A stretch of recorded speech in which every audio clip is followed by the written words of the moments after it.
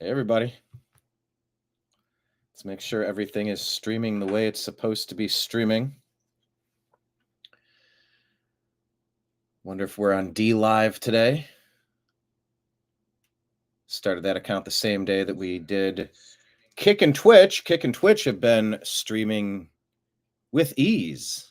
Yep, streaming on Kick. Test message from Kick. Putting that in chat. Everybody leave a chat. Say hello to us during the show. And even after the show, comment, let the show play and leave your comments. Let's have it. It's about a conversation. If you're coming here to be told what to do, that's not really what I'm all about. I'm unpacking the world same as you are. And we're trying to make sense of it all. Here, let me hit refresh on Twitch. It says we're streaming. We appear to be streaming. Good. That's good. New American Media is streaming. There we go. I'll pause it. What does it say? Accept. So what do I have to accept? I don't want to accept. I guess I got to accept. Okay. Test message from Twitch.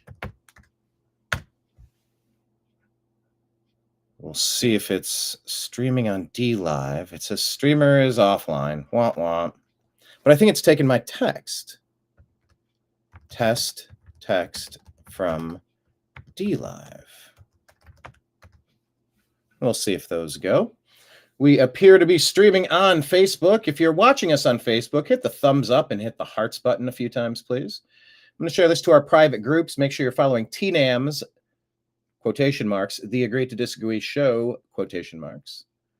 TNAM fake news, brackets, parentheses, question mark, hashtag, debunking conspiracy theories and propaganda, and TNAM preparedness.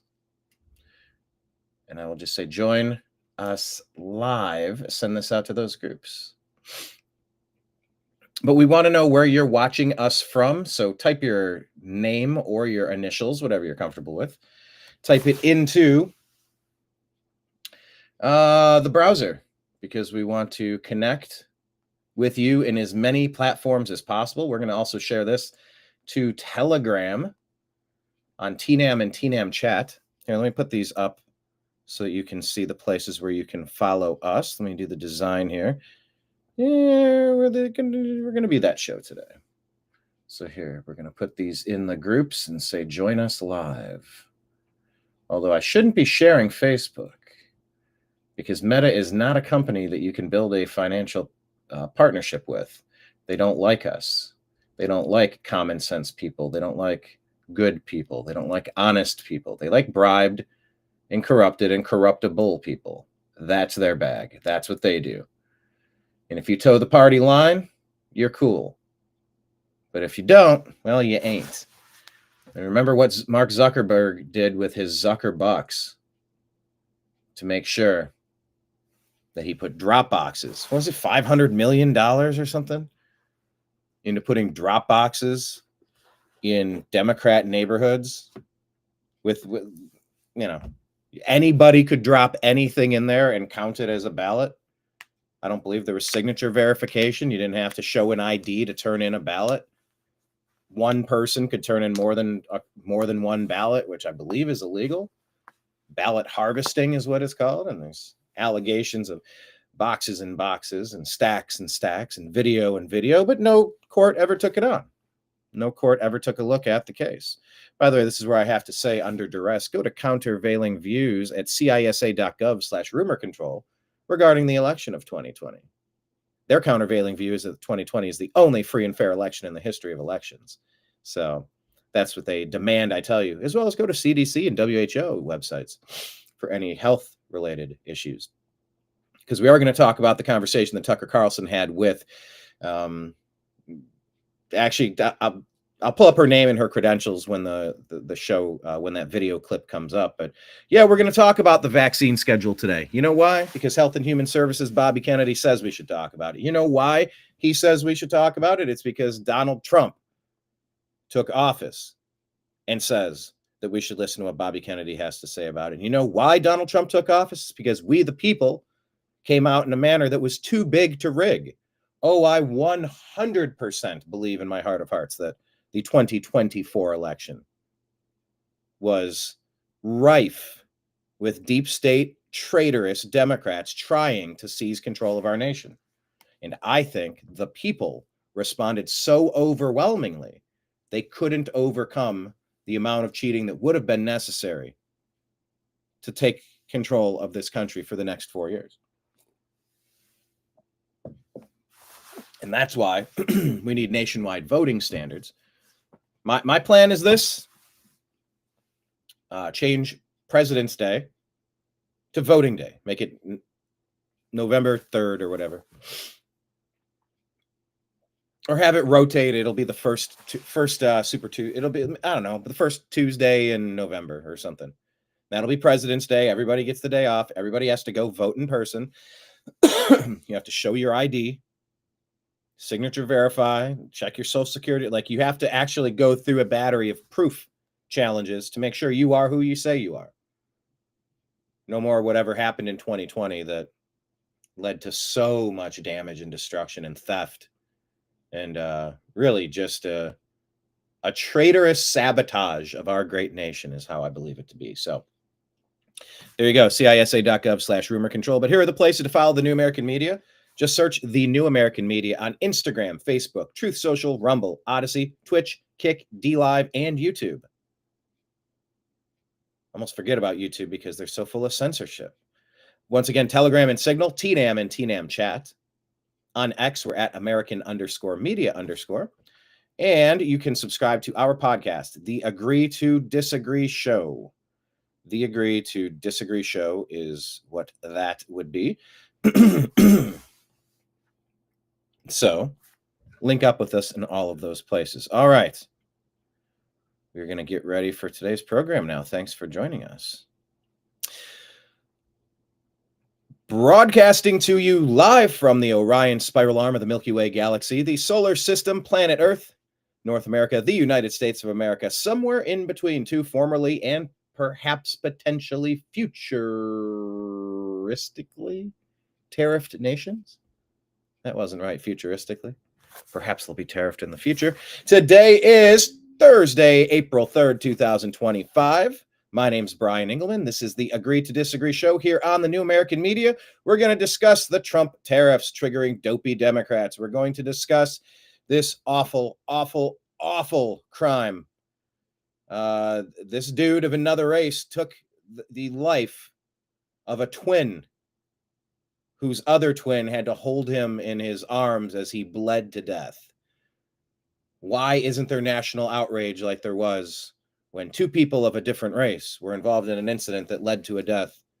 Why does the media only pick on race crimes when they go one direction? This story should infuriate you for 20 reasons.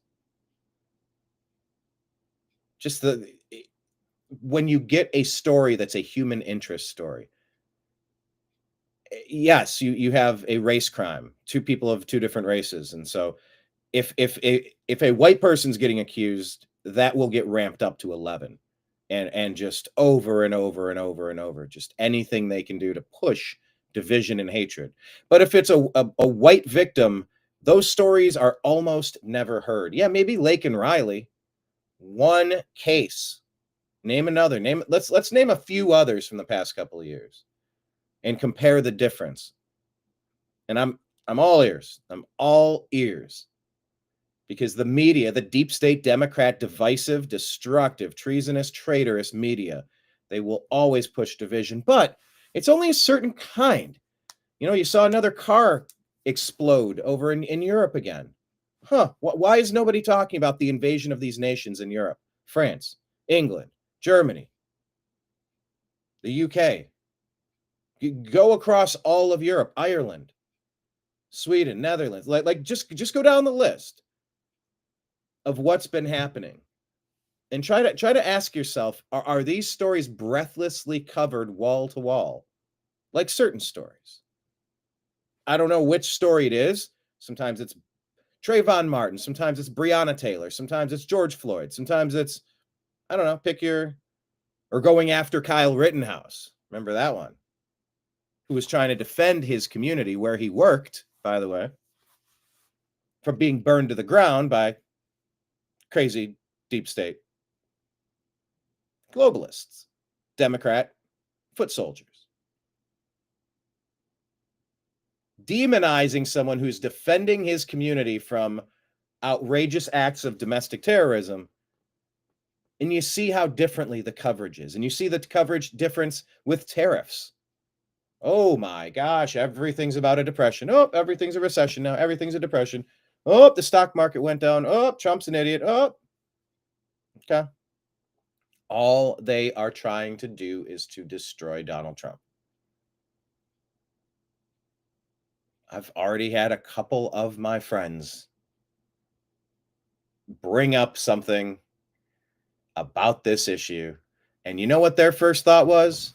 It was the deep state talking points. Whatever they can do to make Trump look bad. Oh, maybe we can even get him impeached. Oh, maybe we could throw him in jail. Maybe we could Epstein him. Maybe we could JFK him. These people are lunatics and they're violent. They're unhinged. They're dangerous. They're threats to our country.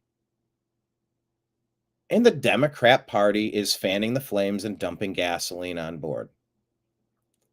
When will Pam Bondi and Kash Patel start doing their damn jobs and holding some of these domestic terrorist enablers and financiers and cheerleaders accountable for the actions? Look what's been happening to Tesla. And then there's these reports that Elon Musk will be out in the White House. Is he too divisive? Well, Doge was only supposed to be there for a couple of months, by the way. And the amount of canceled nonsensical spending.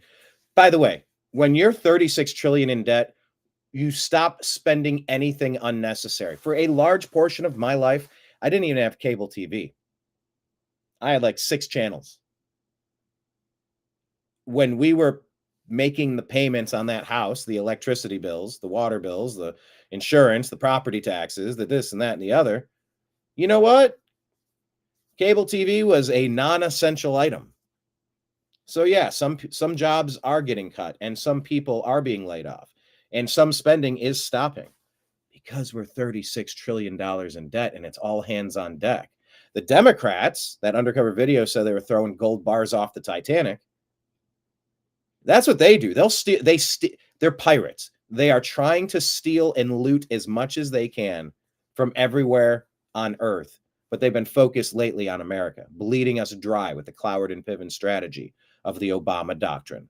The Obama doctrine to flood every sovereign nation with non-citizens of that nation so that they become the minority in that nation. And then a perpetual Marxist, Leninist, deep state, globalist hellscape will be voted in by people who were snuck into the country, who were funded and financed with your dollars to permanently alter and change the course of your government forever.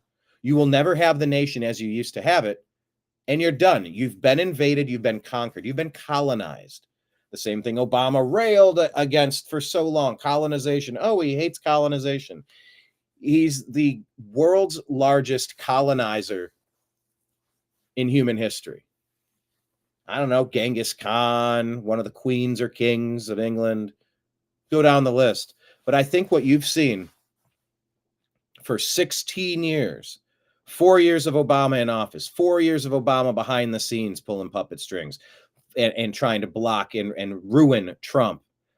And then 4 years with his claws into the back and his hand up the butt of the Joe Biden puppet, giving you another 4-year term. For 16 years, Obama has been flooding nations with non-citizens and using your emergency management dollars that you've squared away in case of emergency. It is pure treason. It is an act of war. It is treason most foul. And it's been happening everywhere. That is the Obama doctrine. And so you see what's happening now. It's all hitting the fan. You have people in Congress. I believe it was Hakeem Jeffries. We're going to get to our stack here in just a second. By the way, hit like, hit subscribe, however you're watching, and please leave your comments. in the chat room, drop your name and tell us where you're watching from, just to make sure we're getting some of that feedback and that everything is working properly. Oh, yeah, you can do super chats on Rumble. I forgot to tell people that. Also, let me tell you about our donation links. We rely on viewers like you. If you like our content and if you like our style, our energy, our informative news gathering and dissemination services, the New American Media definitely appreciates anyone and everyone who has and will continue to be financing us.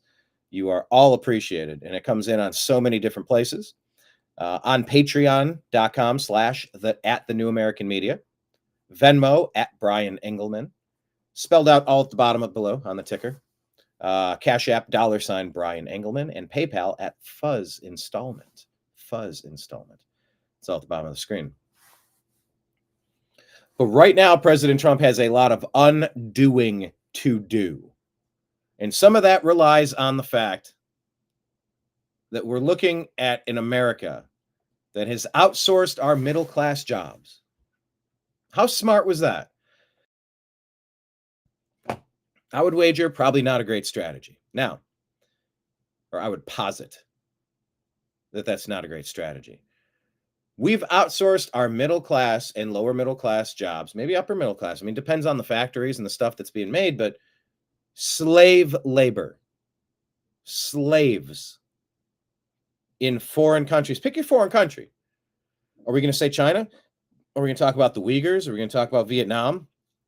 Are we going to talk about the Philippines? Are we going to talk about African nations, Middle East? Where do you want to go? Where do you want to start? Because I think when suicide nets have to be placed outside to make sure your workforce doesn't leave you, they're just robots. They're just robots being given the bare minimum who are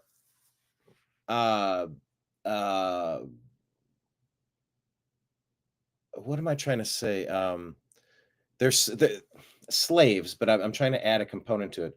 They're like your workhorse. They're the modern day slaves. And I remember going to a plantation outside of New Orleans, and they said, slavery came and went here, and people didn't much notice.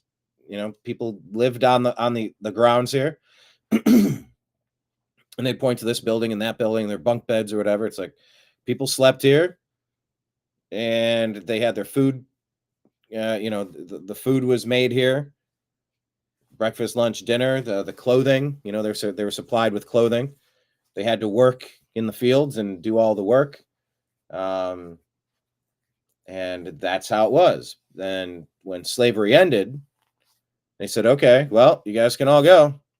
If you want to stay, here's how it's going to work. Here's how much it is for rent. Here's how much it is for food. Here's how much it is for clothing. Here's how much it is for other essentials. And here's how much you'll be paid for your work. And it's sort of balanced back out to the fact where if you worked and if you were paid, once you paid for all the things, you were out of money at the end of the month anyway. It was essentially the same circumstance. So Americans have gotten very used to, now that slavery's not happening here, you just outsource it. You outsource it. And so what does that look like? It looks like slave labor making your goods. And these other nations put massive tariffs on American goods so that they cannot sell in their country. So American products don't have a chance to expand on those store shelves, while their companies can, their preferred companies can.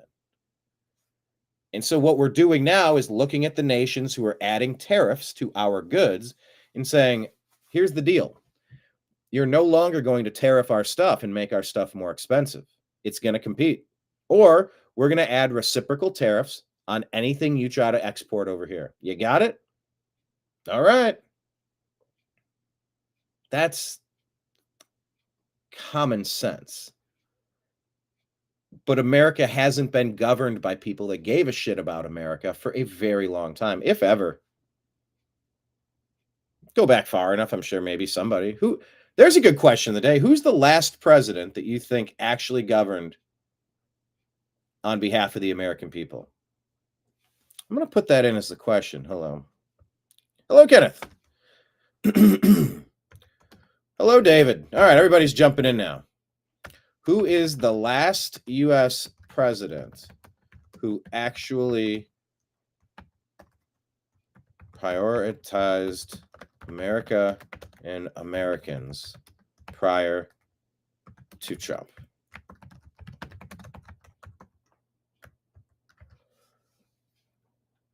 I'm going to pin that question.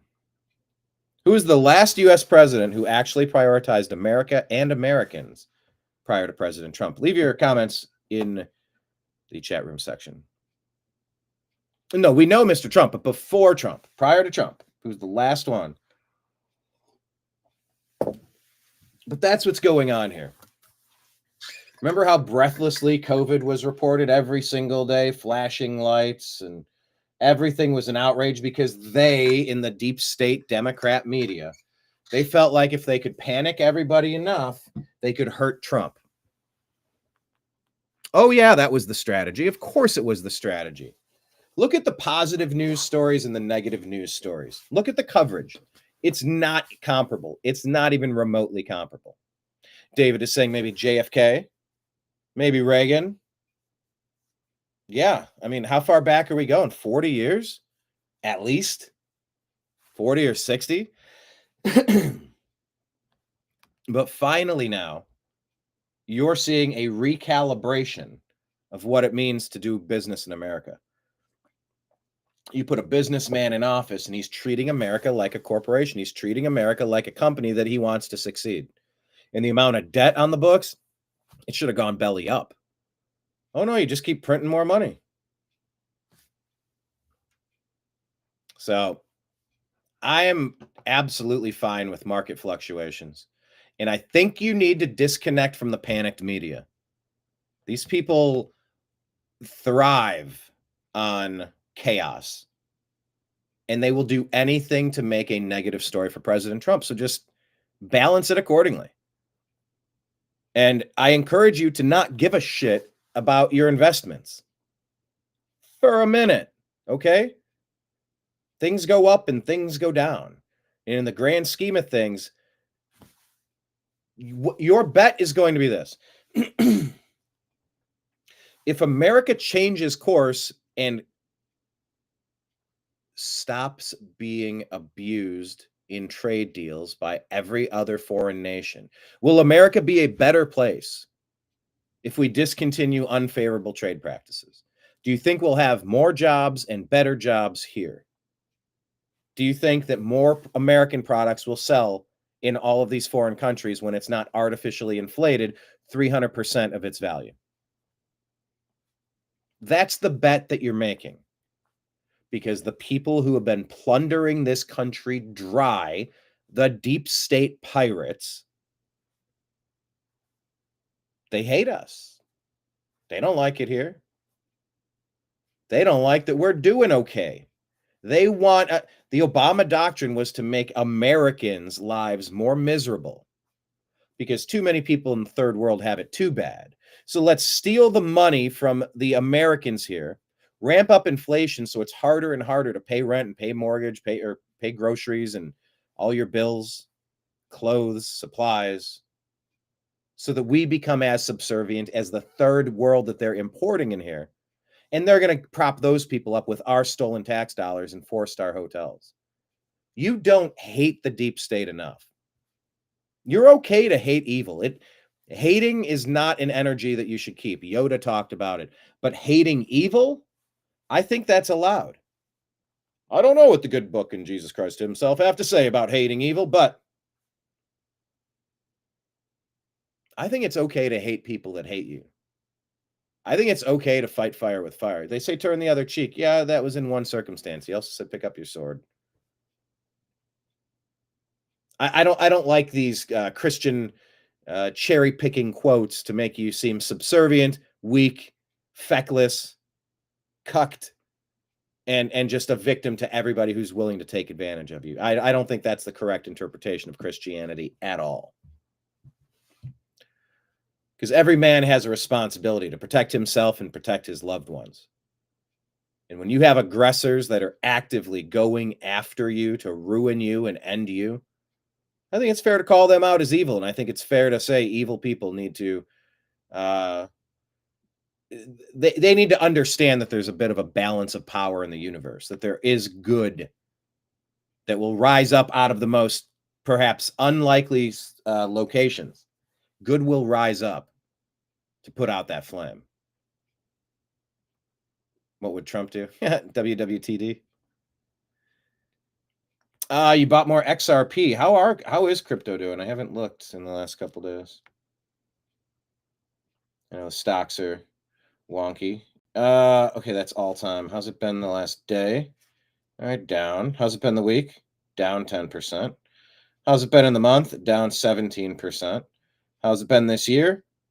Oh, there you go. Up 6.5%. Scroll back a little bit. Relax. Relax.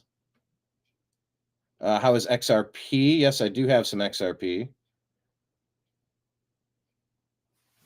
It looks like I have a few XRP. What's it at? $2 a coin?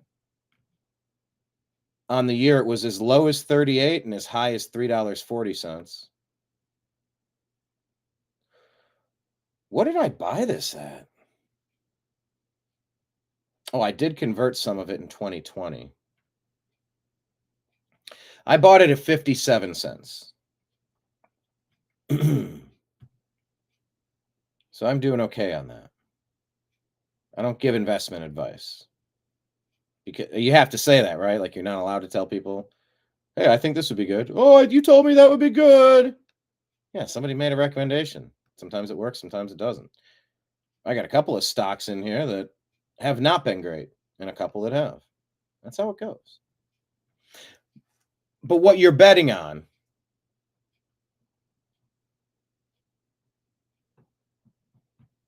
is the long term. You're betting on the arc of justice bending toward freedom and liberty and success. Yeah, David saying that XRP is connected to Ripple. Yeah, it was hung out in that court case for years. I had it for 3-4 years. So investments are meant to be purchased and just kind of let them sit, people. Don't panic and then sell when it gets low. Because once it gets low enough, you're like, well, you got nowhere else to go but up. Well, not all the time. Sometimes you got to cut your losses. I know. You can hedge your bets. You can say, all right, pull 25% out if it hits this. If it reaches this point, I'm going to pull some of the safety. You can automate that stuff. That's fine. But I believe in the long-term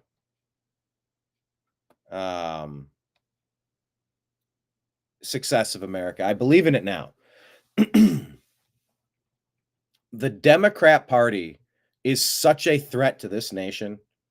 And I don't know why they haven't been indicted. Like the party hasn't had to face criminal charges for all their treasonous activity. You know.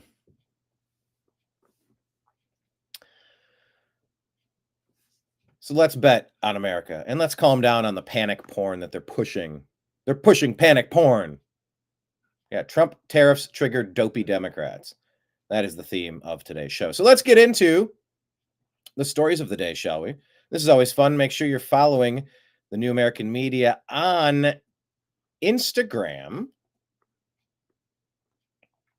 Instagram has suppressed our content. They've never deleted it. They've never suspended us. So that's good. And that's where you're going to find a lot of the stories that we cover on the Agree to Disagree show. All right, here you go. JD Vance. They're talking about Elon. Is Elon leaving? Let's go ahead and click this in here. Reports that came out that Elon Musk is leaving. Now, of course, the president had already said he was only going to be here for a temporary basis. Yeah. Tell us about that. Doge will continue after Elon Musk. Will he still be an advisor to you and the president? I know y'all have a great relationship. Tell us about it. Well, first of all, that report I saw was total fake news. Yeah. Elon came in and we said, we need you to make government more efficient. We need you to shrink the incredible, vast bureaucracy that thwarts the will of the American people, but also costs way too much money. And we said that's going to take about 6 months. And that's what Elon signed up for. But of course, he's going to continue to be an advisor. And by the way, the work of Doge is not even close to done. The work of Elon is not even close to done. You look at all of the fraudulent grants that they found. You look at people who are 150 years old, who are fraudulently collecting Social Security payments. You see our Social Security system, 40% of the people who are calling in are actually committing fraud. That means the 60% who need their Social Security checks are waiting in line. Doge has got a lot of work to do. And yeah, that work's going to continue after Elon leaves, but fundamentally, Elon is going to remain a friend and an advisor of both me and the president, and he's done a lot of good things. People don't realize how vast and uncontrolled the bureaucracy was. We've started to chip away at it, but there's a lot of work to do. It's not going to happen all in 6 months. It's going to take a long and committed effort. Because there was some. So that was always the plan. And so breathlessly talking about Elon leaving. No, he's going to stay on as an advisor.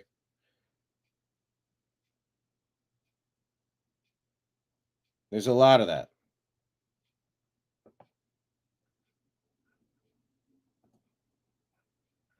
There's a lot of people doing consulting right now. And Elon was always set to walk away and not do that forever. He's a busy guy. He's got a lot of other stuff going on. And this hasn't exactly been helpful to his brands and his products and the purchasers of his products. But really, Pam Bondi, Cash Patel, what's taking you so long to go after this deep state who's launching all this domestic terrorism across the nation? All right. Sean Farash says a ton of other countries tariff American products like there's no tomorrow. President Trump announces reciprocal tariffs on them because they tariff us. And suddenly the rest of the world is the victim here? Nope. If other countries don't want their products tariffed, they can drop their tariffs on us and waive their non-tariff barriers as well. If not, the tariffs remain. Fair is fair. If businesses want to avoid tariffs on their products that are produced in other countries, they can move their manufacturing here. Why is this controversial? Not controversial button.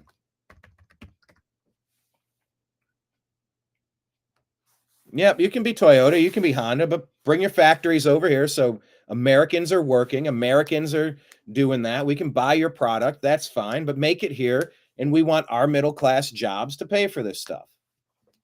And you're not going to take our Ford and Chevy and add a 300% tariff so that nobody buys it in your country. We're going to either have balance or we're not. But too many other people, what they were doing, what too many other American leaders have been doing, you get bribed, you get paid off, you get blackmailed, whatever the case may be, you get threatened. But it's like, oh, well, you know what? You're having let me take you out for dinner. Let's have a chat, shall we? Let's have a chat. So I'd really like to make a donation, maybe not in your name, not in your name, but maybe in spirit, to the Global Transportation Synergy Fund. It's an NGO, non-governmental organization. And there is somebody on their board of directors who's also serving on the board of directors at insert book publishing company here. I'm not accusing Random House of anything, but that was, or Penguin or Pendant. I don't know what publishing companies there are. And, they really like to do biographies on people that were, generous enough to donate to their cause. And then they give the profits once they have their ghostwriter involved. Like, they'll pay millions of dollars up front for the rights to the book. Now, the book might not sell. That's fine. But then we have other NGOs that will purchase the book, 100 here, 1,000 there, 10,000 here, and then it's part of a yearly package, and employees get a gift basket at this, and they get some material. This could be very lucrative. I just need you to. Our financier that wants to make this donation, he's very adamant that you vote a particular way on this upcoming legislation about tariffs and transportation, making sure that we don't add reciprocal tariffs to vehicles coming in from Taiwan, Hong Kong, China, Japan, wherever. Capiche? All right. It's all fucking money laundering. That's why they hate Elon. That's why they're going after him. You peel back the layers of the onion and the worse it gets. That's what's happening here. The graft, the grift and the graft and the theft, the lack of thrift. That is what this is about. That's why they hate Trump. That's why they hate what Trump and Musk are doing. Yeah, Kenneth, our American flag will not tariff. You attack it. The American flag will not tariff. You attack it.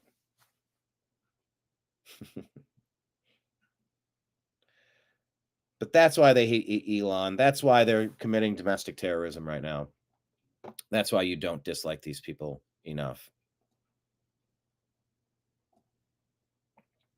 All right, what is this one? Ahmed.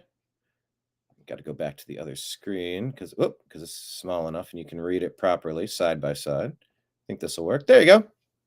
Boom. Wait, where's the... Oh, okay, I'm here. I want everyone to meet Robert King, says Ahmed Y. He was arrested for making terroristic threats against ICE agents and DHS Secretary Kristi Noem. Oh. Robert King. King said he would open fire if agents were seen in his neighborhood. Oh. So maybe not do that. Do not do that. Here's some more J.D. Vance talking. He's talking this time about what radical judges are, air quote judges. These aren't judges, they're activists. They're not interpreting law, they're trying to make law. And I don't know why these people aren't being massively fired.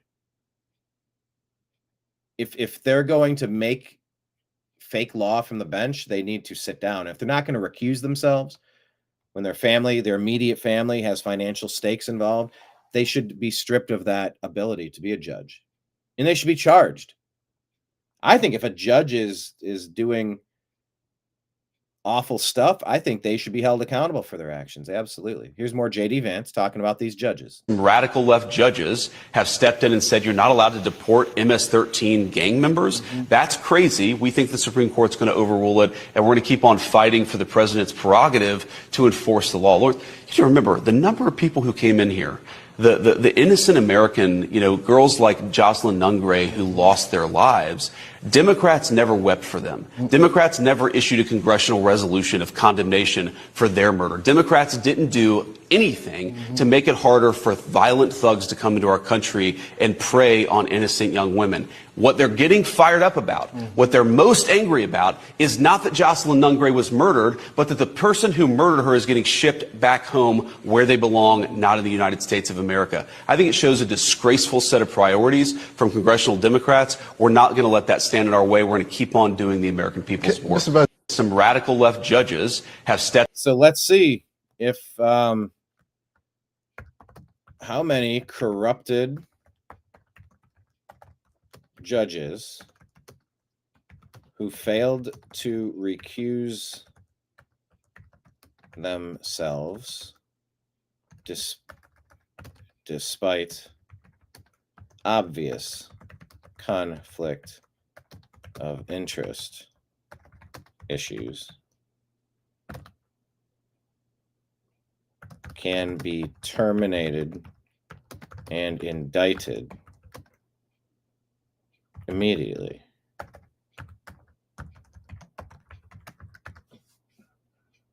Because if you don't start going after this activity, you're going to have more of it. All right, this is where I'm going to put on the countervailing views.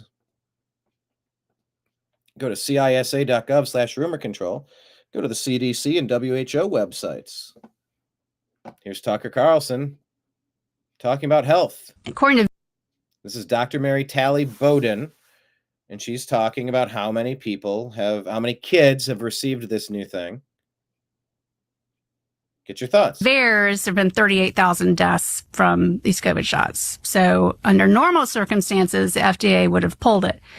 But instead, they've doubled down. They've put the shots on the childhood vaccine schedule. All babies are expected to get 3 COVID shots by the time they're 9 months old.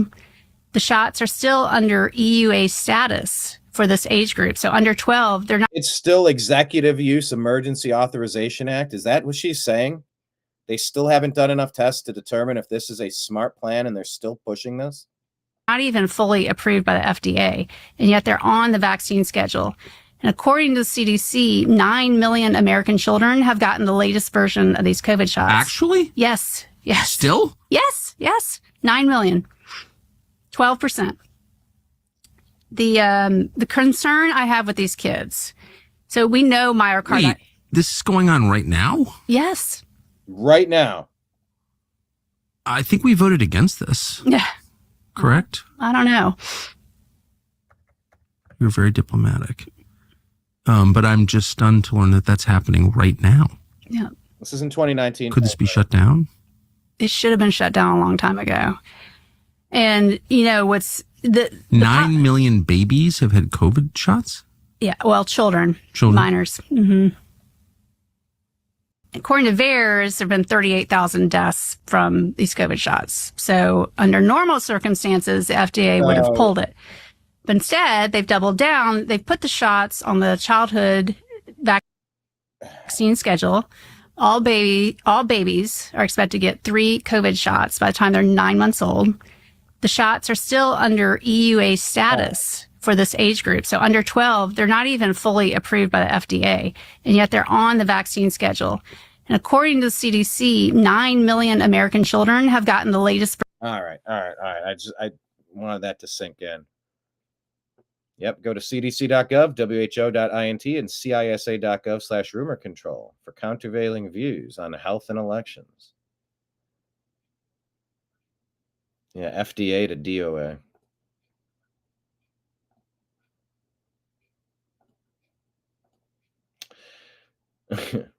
Here's a reminder that when Biden fired federal workers for refusing the vaccine, no Democrats spoke up.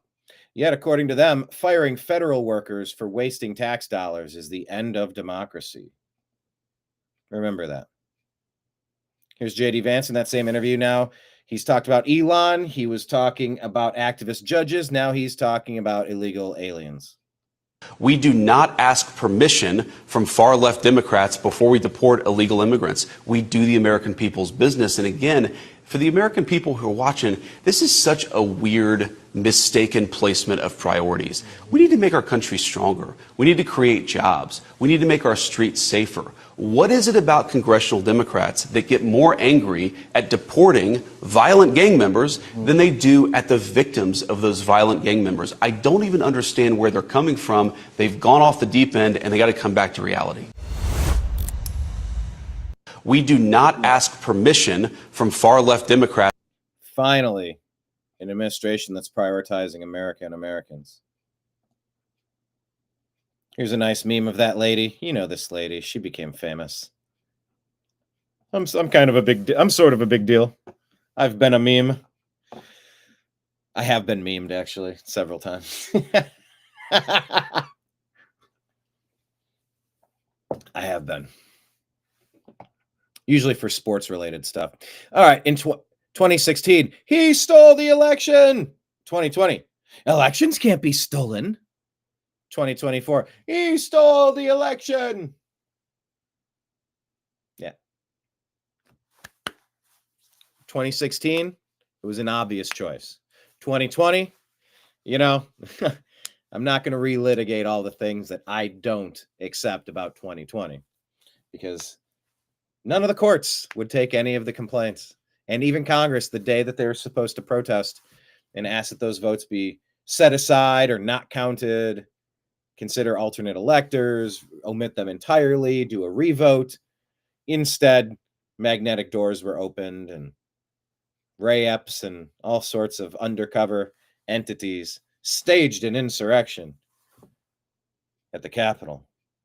It was a mostly peaceful protest, and some people did some things. And some of the people who did those things were connected with intelligence agencies. And we're still missing 11,000 hours of video. Oh, and the J6 committee used fraud to doctor evidence. Then they deleted the evidence they weren't legally allowed to delete. They deleted it, just like the U.S. Institute for Peace and Freedom or whatever that is. We'll get to that story in a second. And then they added fake Hollywood noise, sound effects, and yelling and screaming and swearing and explosions and scary noises to the audio that didn't have that to make it sound terrifying. It was all set up. It was all staged. It was all a bad Hollywood movie. It happened, but why did it happen and who were the actors? So, yeah, I got questions.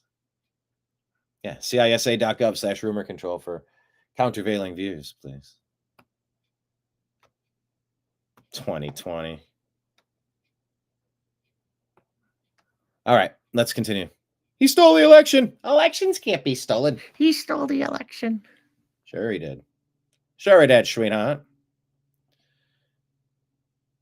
Well, here's the story I hate the most today.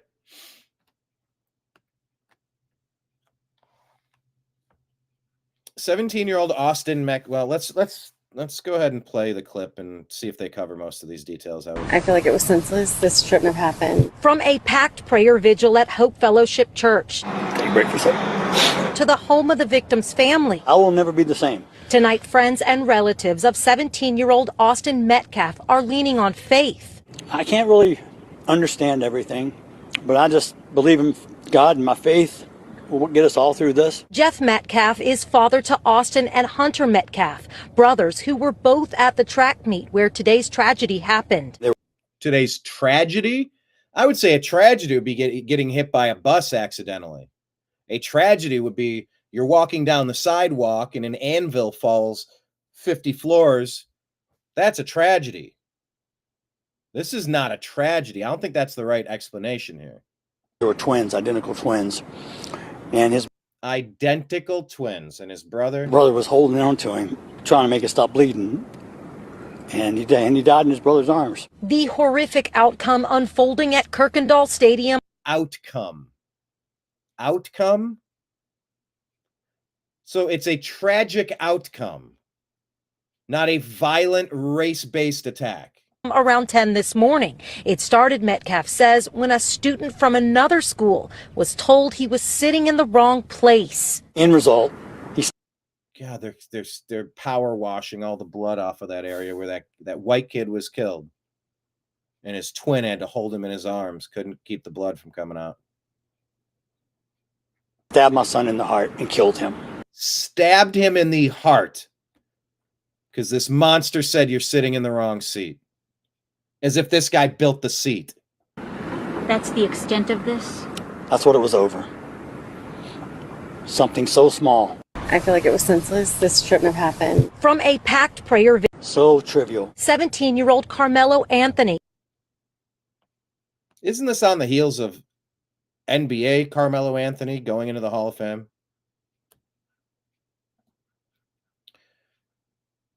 I think it is. I'm going to look it up.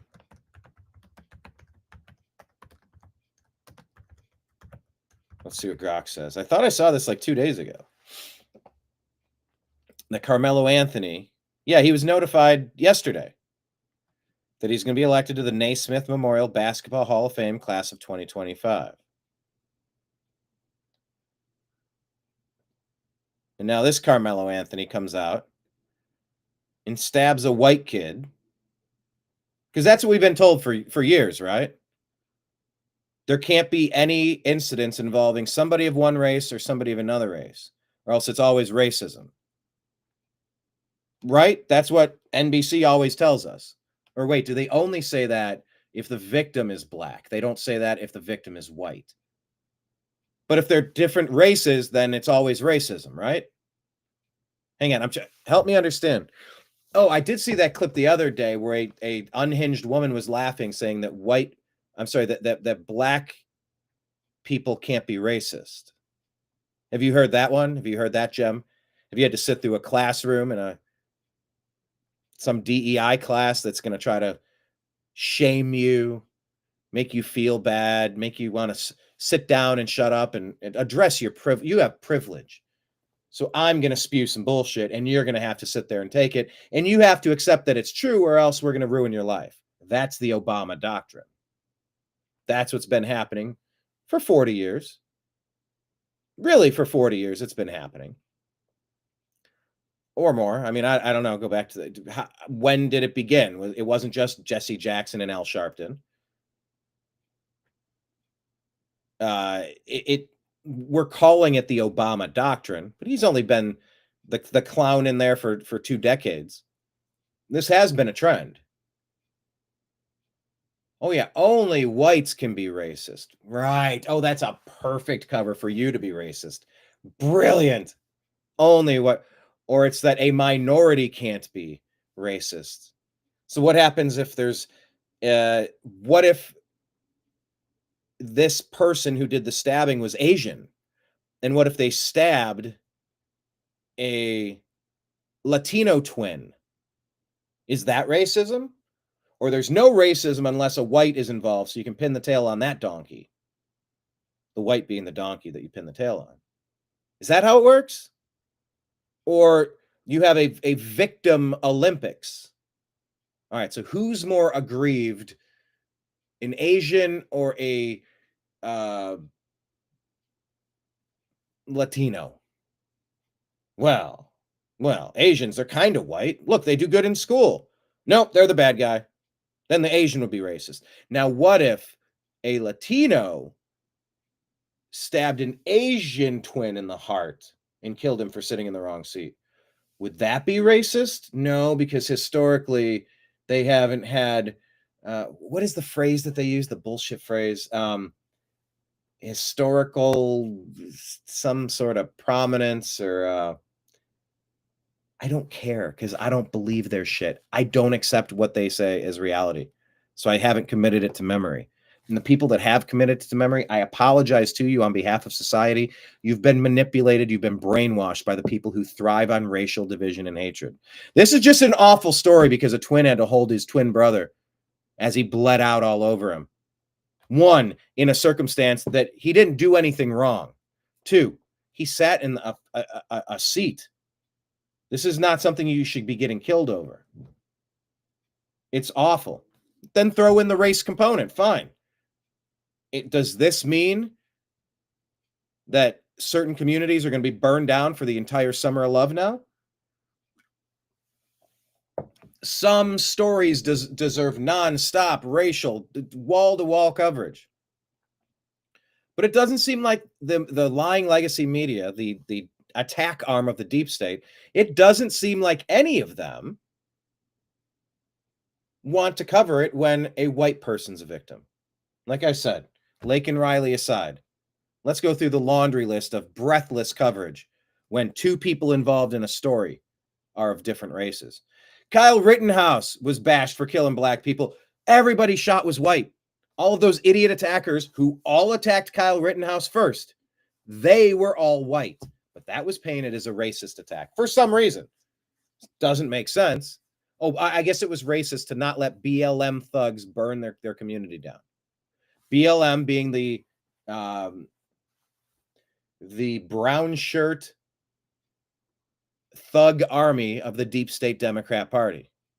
We showed you the quotes from Ayanna Pressley, Maxine Waters, getting their faces at the gasoline station. Nancy Pelosi, I can't believe we're not having conflict or protests or riots all across the country. Kamala Harris raising money for Minnesota Freedom Fund to bail these people out. Non-stop.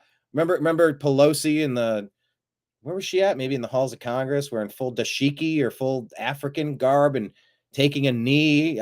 Remember Take a Knee? You had to take a knee with Colin Kaepernick.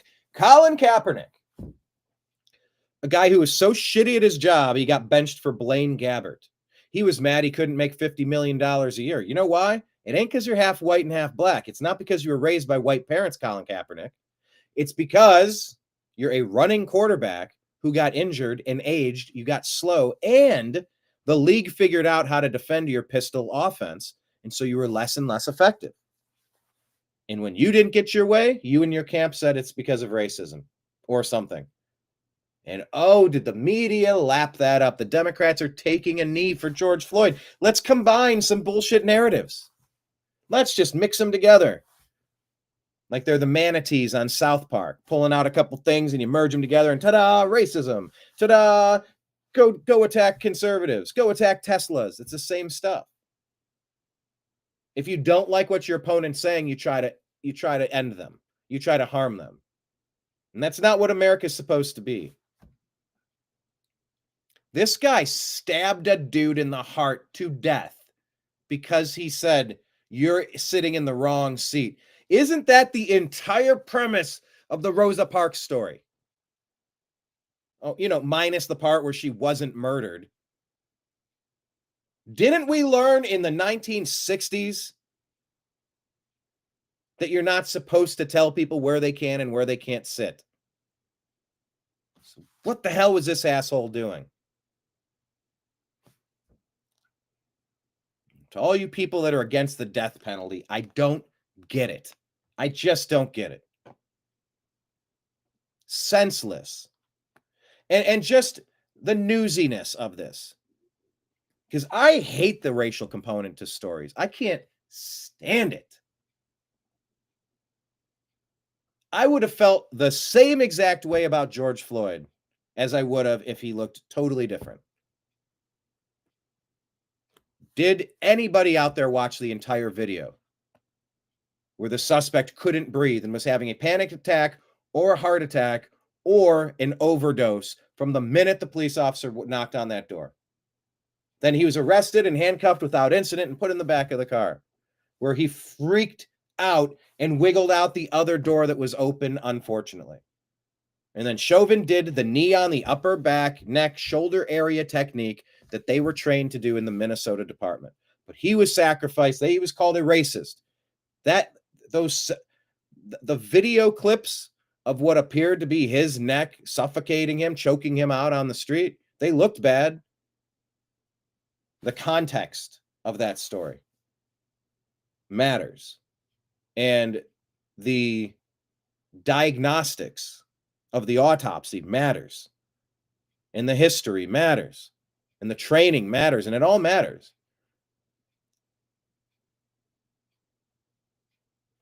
I said about that story with him being handcuffed, whether the knee caused anything, and I've seen various versions of various autopsy results that indicate and do not indicate that any damage was done. There was no crushing. There was no, I've seen various versions of these. I said, get a new device that all police have. Once a suspect is freaking out, whatever, and they're handcuffed, wrap it around the handcuff, wrap it around the tire, let them wear themselves out. We're not going to detain them with pressure. We're not going to do something that could be a choke out of Eric Garner, a massive human being who wouldn't get arrested once he was arrested, fought the cops, lost. It was bad. But everything has been turned into a race issue. And I just want to look at it as a story-to-story issue. I don't see these stories as, oh, great, goody. Here's our next racially charged story that we can. It's really like setting fire in the brains of people to get them riled up. If this story doesn't get you riled up and pissed off, you have no heart. You have no soul. You have no conscience. But I'm mad at the media that will either always turn things into a racial issue when they're not, or never address it when it could be. Why was he stabbed? For being in the wrong seat. What's that mean? Why was it the wrong seat? He was colored in a way that you didn't like? Is that what this was about? I don't know. I hate the story because, I mean, this seemed to be a good, successful kid snuffed out in his prime for no reason. And you've traumatized that family. You have ruined that family, you asshole. A student athlete at Centennial High School was arrested and charged with murder. Very forgiving him. That's for my peace, not his. Metcalf says his son Austin had a 4.0 GPA, was MVP of his football team and a member of his track and field team. In a matter of hours, more than $40,000 have been donated to his online fundraiser. He was loved by many. He was a leader. He believed in God. He was a great kid. Made me the proudest father in the world. A community coming together to mourn a young life lost. Frisco ISD says Austin's death will be acknowledged tomorrow during second period at Memorial High School, and that counselors will be available through this grieving process. In Frisco, Meredith Yeomans, NBC5. There's a lot on this story. I hate this story. Well, here's a story about two groups of people, two different groups. Remember, you're supposed to segregate women into women's sports. Well, there's some group of mentally ill people out there who don't believe that men should compete with men and women should compete against women. And we have to just be honest about this. Saying that you identify as something doesn't make it true. If in sports, if your chromosomes include a Y, in sports you must compete with guys. This person competed with the guys, then this year changed and said, no, I'm identifying as a woman. I want to fight women now. And this woman did the absolute right thing and does this. Ready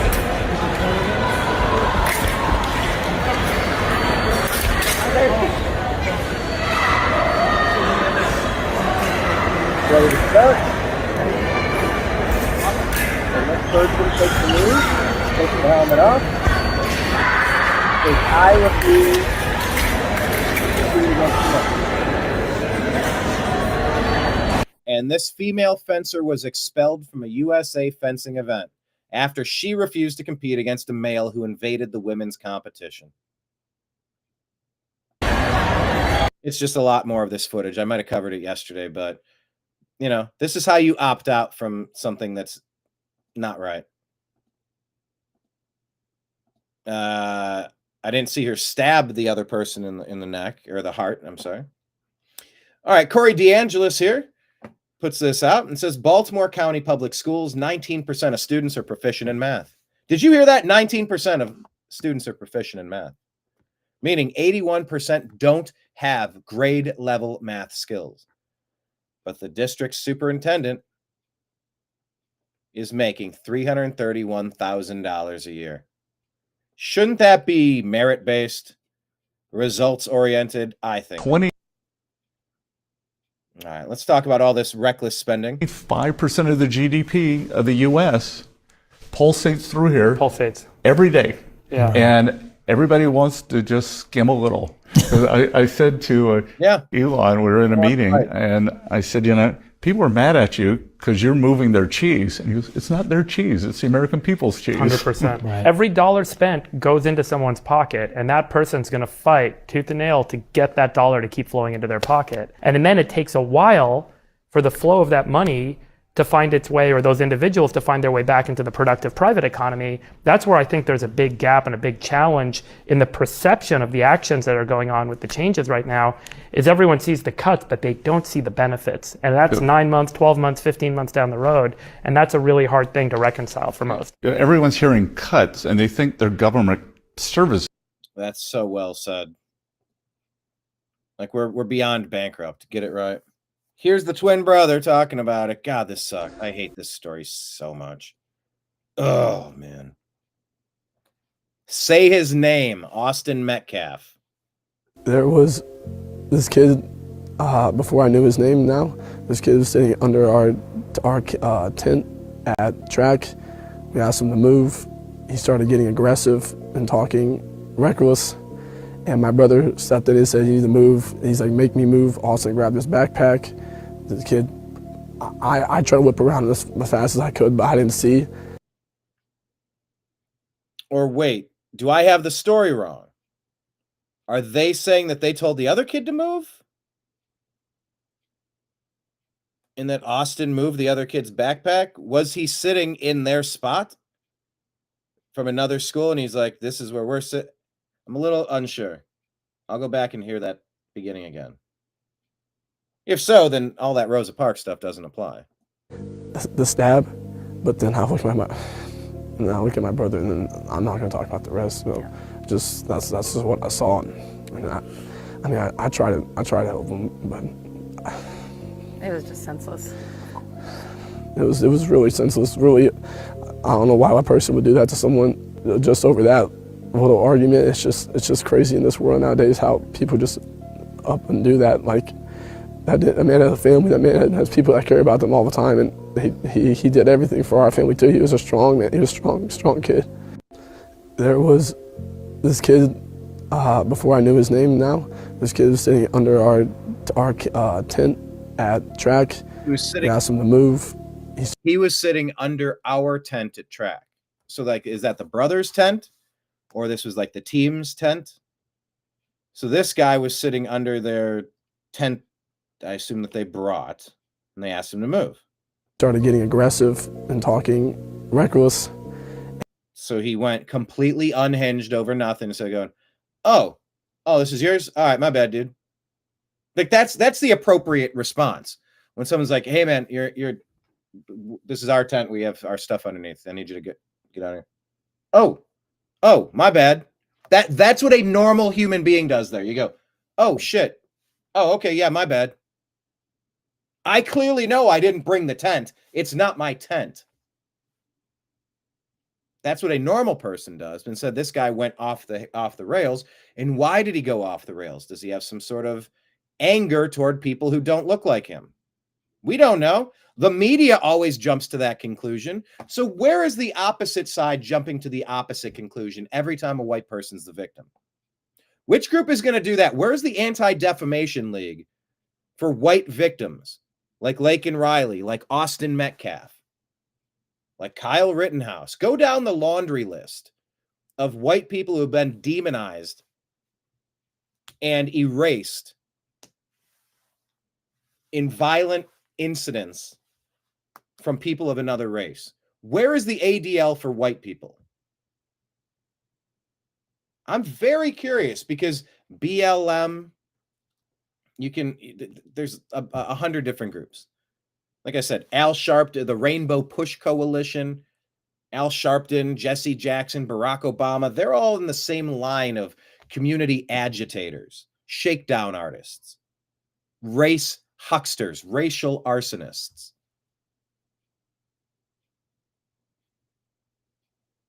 I hate it so much. I hate it so much. So they had a tent, and this guy's under the tent, the killer, Carmelo Anthony, who was just put in the Basketball Hall of Fame. Not related. And then the guy goes off the rails. Why does he go off the rails? Like, we can only assume he's been listening to race hucksters for the past 5 years. And we can only assume that. Why? Because we're using faulty logic. The same faulty logic that the race hucksters always use when they ascribe racism to things that have nothing to do with racism. That's why I'm saying, where is it on the other side? To show how stupid the Obama doctrine people are. Everything involving a person of a different race does not mean it's a racial incident. But I think there needs to be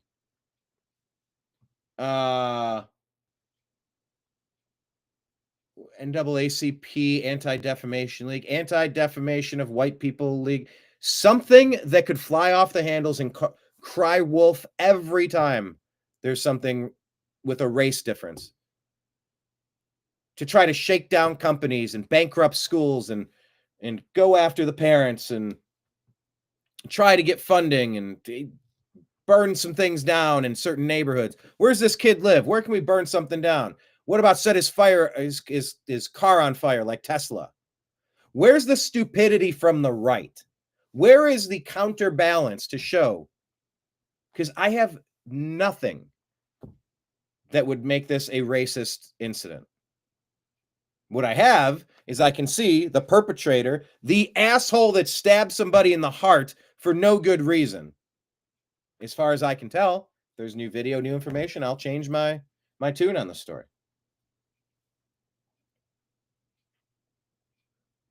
Oh, I hate this story. So they have a tent there. They say, hey, you're under our tent.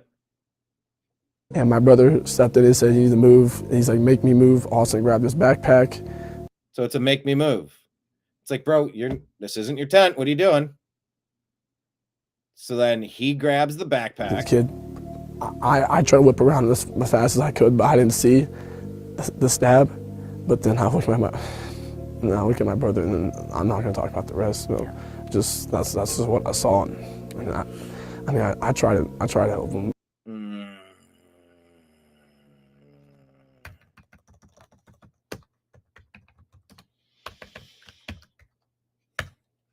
To stab somebody in the heart for moving you out of a space that wasn't your space. What an how dare they get you out of your space? I hate this story. Not going to dwell on it. Looks like a busy day at work. Shared from Libs Meme Central. To-do list, 9 a.m. Let's memorize a protest chant. Oh, this is a liberal doing this. Of course, that's Bart Simpson with his picture here. 10 a.m. I'm going to take a swastika drawing class. 1 p.m. Let's go to a meaningless protest. And then from 2 to 4, let's burn 5 things that I disagree with. Indict the Democrat Party button. Because they are the arsonists.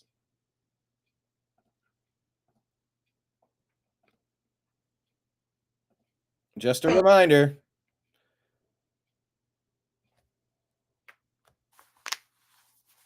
These are the abortionists here. This is just a friendly reminder of where we're at. It's been years since I talked about compensation. So let me just figure out what I think is getting at. If this is in the ballpark, and that's fine. If it's still low, then we can talk about it. You would. I want a Lamborghini. That's how I want a Lamborghini. I want a Lamborghini. I want a Lamborghini. No more innocent blood. Planned Parenthood slaughter ends now. Actually, we do have the question. What happens if a mother demands their baby's remains back? Does Planned Parenthood get upset that they can't sell the body parts on the black market? Any incidents of this? It's a question I've had. I wonder if I'm going to get some replies there. I'm legitimately curious. Yeah, I want a Lamborghini. So the Great White Hope. Here's the Great White Nope. Tim Cash sharing this. Welcome to Canada, where the government knows best. The thermostat says 10 degrees Celsius. The thermostat is locked. And this guy, well, at least the government says we're saving the planet. This guy with the broken arm now says wait time 9 hours. Sorry, you're not dying right now, so please wait over there. Awful, awful medical coverage. Now, wearing a free speech is hate speech shirt. And remember, folks, hate has no home here. Unless you question government policy, then it's jail time, eh? And they say Americans are the crazy ones. Make Canada great again button.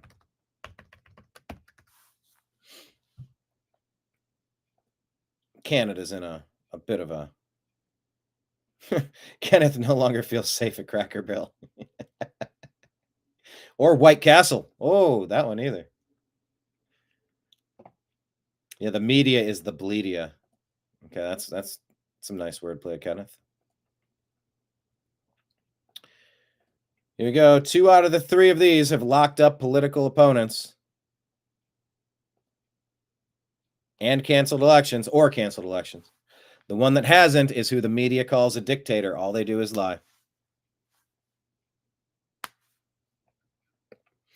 Sam Adams 76 says these incursions upon individual liberty, democracy, and due process are hardly random coincidences. They're the universal blueprint of a global totalitarian movement designed to silence dissent through spoon-fed propaganda, physical intimidation, and political persecution. The progressive ruling class believes it's entitled to control the world, to profit from your labors and intellectual property, to tell you how to think, feel, and what you should eat without ever being questioned or held to the same standard or accountability. President Trump was 100% accurate in his prescient assessment that the corrupt establishment is not really after him, but the collective power of the impressionable masses. He's merely one of the final linchpins in their tireless quest for achieving uncontested subjugation. This is also why conspiring leftists have systematically hijacked all the major mediums of communication and information in Western civilization, from the syndicated national media to public educational institutions, and even our sacred places of worship that now pervert timeless biblical doctrine. Once you control the prevailing conscience of a nation, their ingrained values and perception of right and wrong, you can literally justify arson, rape, pedophilia, murder, war, and the wholesale theft of taxpayer money by treasonous bureaucrats. Of course, if history has taught humanity anything, and it hasn't, that's a Simpsons joke. It's taught us that an ideal will endure long after the armies of intolerance are vanquished and their despotic leaders perish, as long as a single vessel believes in its undying premise. And that's why men and women, no matter how oppressed or afraid, will inevitably fight for freedom, because it's the natural God-given state of sentient beings. Yep. There's a lot of canceling political opponents in elections, locking them up. Romanian opposition leader banned. Brazil banned. French opposition leader Le Pen banned. Bolsonaro, Georgescu, Ukrainian elections suspended. Moldova opposition party banned. Germany is trying to ban the AfD. Make Germany great again.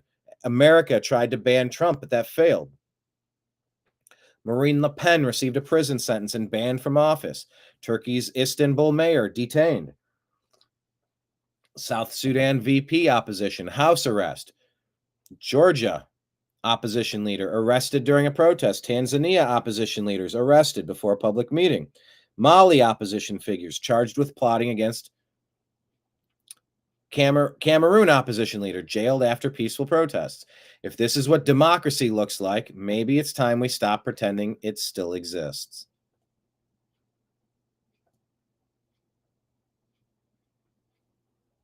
The quote here from this girl: I took a knee immediately at that point. Redmond was under the impression that I was going to start fencing, so when I took a knee, looked at the ref and said, I'm sorry, I cannot do this. I'm a woman, and this is a man, and this is a women's tournament, and I will not fence this individual. We said, well done, except never say sorry for speaking truth. Don't say sorry. I'm sorry, I cannot do this. You should say, shame on you for asking me to do this.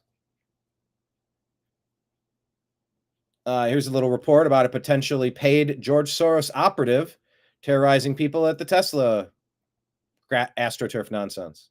Cover as a Democrat voter to a Tesla protest here in Atlanta, Georgia. I wanted to go undercover to better understand, first of all, why they're protesting, but also I wanted to find out, are they actually being paid to protest? I just wanted to investigate this claim of Elon Musk that they are literally paid protesters.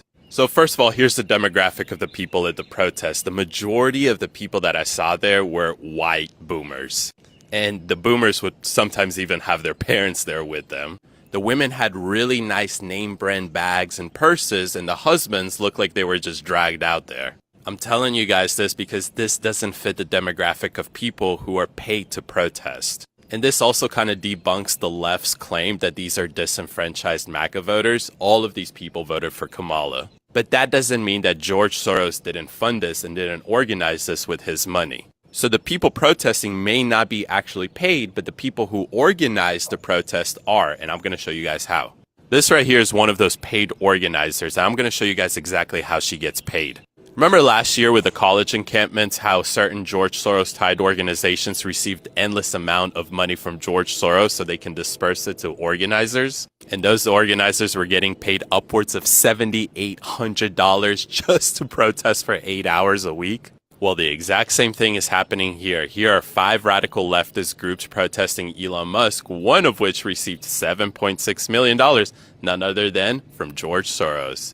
And one of those groups, known as Invisible Project, received that $7.6 million from George Soros to do exactly what you guys are seeing, to boycott and to protest anything related to President Trump. So it's very safe to say that the people protesting are probably not getting paid, but the organizers, they're getting a nice paycheck. So Elon, you're right in a sense. These people aren't paid protesters, but the people organizing this definitely are. This past weekend I went... So there you go. It's directionally true. Dr. Raymond Nichols here saying they'll jab you at CVS, Target, the airport, even the drive-thru. But if you ask about vitamin D, zinc, real food, or sleep, crickets. Why? Because sunlight and sleep don't come with a copay. And there's no patent on broccoli. This isn't healthcare. It's a business model with syringes. And it's gross. I am so sick of what some people are going through. I'm so sick of how this is laid out all backward and stuff. Battle Beagle here says, I witnessed entire American towns economically destroyed over decades because they couldn't compete with child labor and dollar wages. My empathy meter is negative. First Squawk here saying, Trump's tariffs weigh heavily on world's poorest nations, threatening their economies. Yeah, I could give a shit about the poorest nations. You're ruining our country, and it's our job to take care of this country. Once this country is functional, we can try to help our neighbors, but we have to put our own oxygen mask on before we try to help the people seated in our row. That's the ancient and timeless story of being on an airline. You're no help to anybody unless you're okay, and we are hemorrhaging. Entire American towns economically destroyed over decades because they can't compete with child labor and dollar wages. Exactly. Hey, here's an American company. What are they doing? Ford. Right. For the next couple of months, we're going to offer our customers the same deal that our employees get. And as you say, that's worth thousands of dollars. You come into our store, you get employee pricing. This is kind of to call a little bit of a timeout. We've heard some uncertainty from our customers, and we want them to be assured that Ford, the most American auto company, is going to do right by them. The most American, better ingredients, better pizza. How do you say you're the most American company?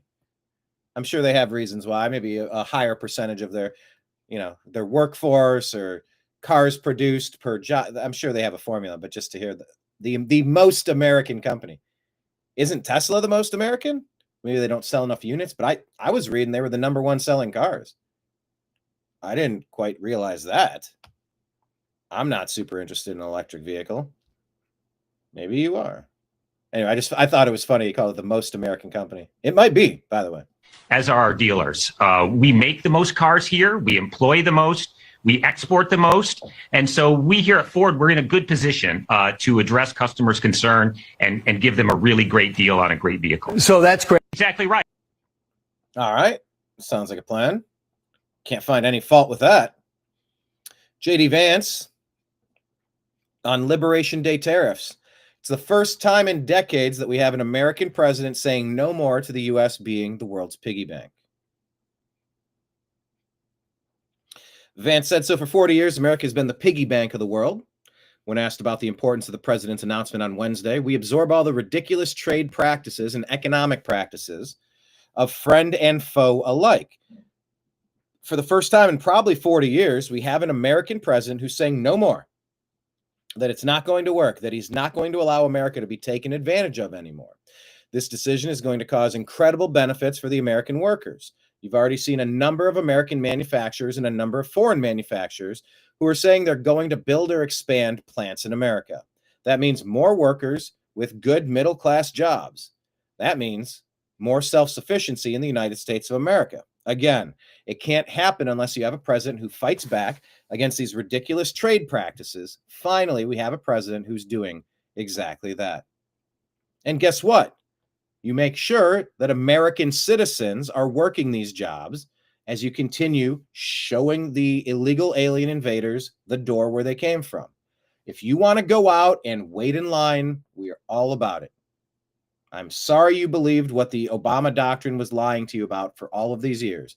With Mayorkas, Biden, Kamala Harris, the borders are. There are too many Americans that need decent jobs to be leapfrogged by non-Americans. Doesn't matter where you come from. You could be pro-Jewish, you could be pro-Ukrainian, you could be pro-Russian, you could be pro-Palestinian, you could be pro-Mexican, pro-Canadian. It doesn't matter. Americans are supposed to get good American jobs.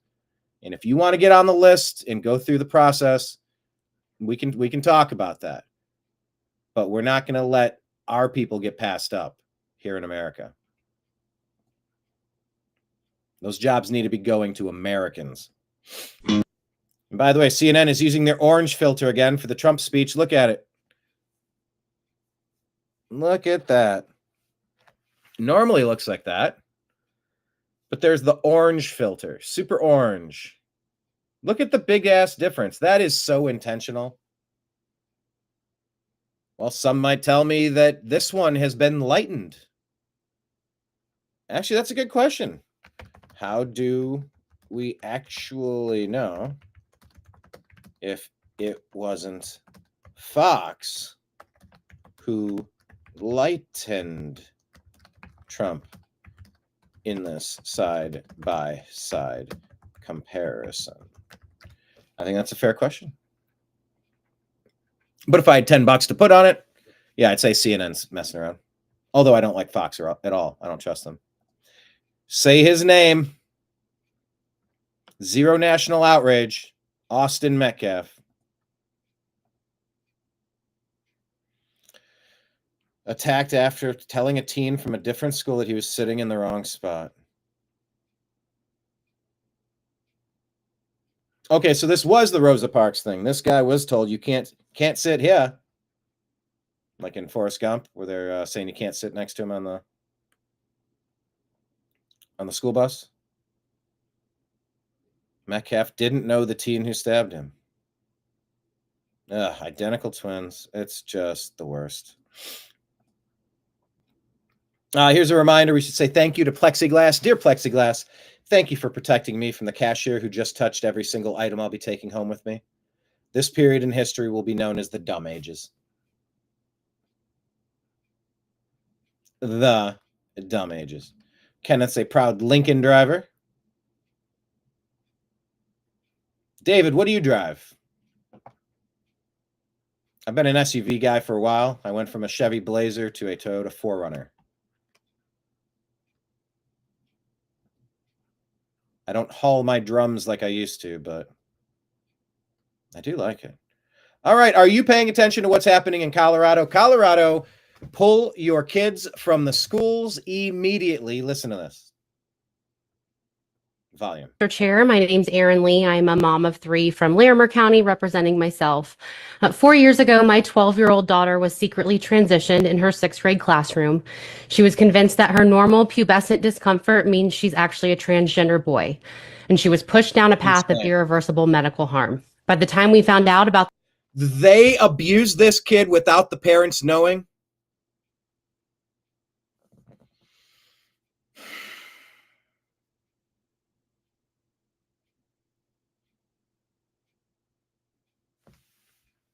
this classroom to clinic pipeline she was on, we were threatened with the suicide myth and bullied with the words, would you rather have a living son or a dead daughter? But affirming her mental health distress made my child worse, not better. It even led my 12-year-old to leave us a suicide note. So we actively helped her through the distress over her sex instead of into it. If this law was in place 4 years ago when CPS came to my door for non-affirmation, I would have lost my child. But thank God I wasn't forced to transition her, because my child's scariest moments were in the deep, dark pit of rapid onset gender dysphoria. I was able to support and love my girl through her adolescent body dysmorphia and self-hatred the way only a parent can. I've spoken to dozens of fathers in this state and others whose exes are here medically transitioning their children without any care or caution against their will. Trans-identified kids have long been used as a weapon in custody battles. How ironic that this bill defines coercive control as not affirming a child's mental illness, when in fact this bill blows the door wide open for coercive control by the parents who wish to sterilize and mutilate their children's healthy bodies against the parents who question their children being sterilized and castrated, or even just express caution. The state doesn't own the children. Not get to determine what is best for other people's kids. The state is not the parent. This bill forces parents to either transition their kids or lose them. It is bullying parents who don't think like the bill sponsors. It is the worst government overreach on our families and our parental rights that I've ever seen. This bill does not honor transgender people. It just attacks parental rights and free speech. I urge a no vote. And guess what? Thank you, Mr. Chair. My name's Erin Lee. I'm a mom of 3 from Larimer County, representing myself. It passed. You have to pull your child from Colorado schools immediately. We said 0 parents should send their kids to school in a district that tries to push this stuff. No, thank you. Kids belong to parents, not radicalized indoctrinators posing as teachers. I am shocked. Oh my God. I'm outraged on behalf of this parent and anybody suffering here. Hey, you want to see what losing your country looks like? Take a look at London. Look at this trash and filth everywhere. Is this meant to be London? That's my first question. London, just like home.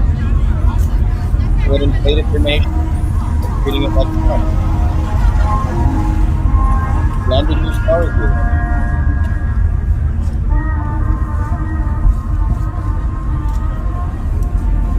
Comments in the third world.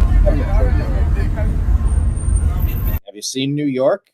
Have you seen Chicago? Have you seen these places that are inundated with people from the third world?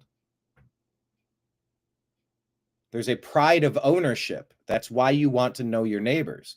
That's why you want Americans in your neighborhood. That's why you want people that love this country and will pick up trash that blows out of the dustbin. I do. I pick pieces up. Other people pick pieces up, toss a can into the trash can. Oh, random garbage blew from somewhere. All right, I'll throw it away. There's no pride in ownership because these people aren't from here. They don't live here. If this is London and if this is an area where the people in this video are not from there. This is what it started looking like all across Los Angeles, from Sunset Boulevard, Skid Row, downtown by the Staples, like just homeless encampments, filth, disease, and trash. Zero pride in ownership. It's worse than what college towns look like on Sunday morning after the Saturday night parties. And that's saying something. Because those are usually just red Solo cups and a little bit of junk and whatever. Then you clean it up on Sunday and back to normal on Monday. You do eventually clean it up. No matter what slumlord in your college town is renting to you, they're not going to want you to have your place forever looking like that. It'll look like that from time to time, but it can't stay like that forever. But big cities like Los Angeles, New York, Chicago, they look like that in a lot of areas where it just seems like nobody cares.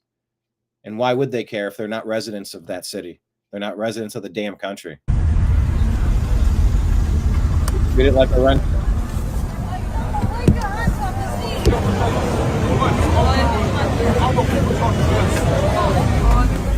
This person saying sad. As an American, I've always wanted to visit Europe, and now I would feel I should just avoid Western Europe entirely. Yeah, Sadiq Khan. London, owned by Qatar. It's only going to get worse. You know. What happened to Europe? Why did they allow this? Where was their Trump to save them from being it's an invasion? How soon can you get some people that actually represent you? Has Europe fallen in a new caliphate? Has Europe fallen?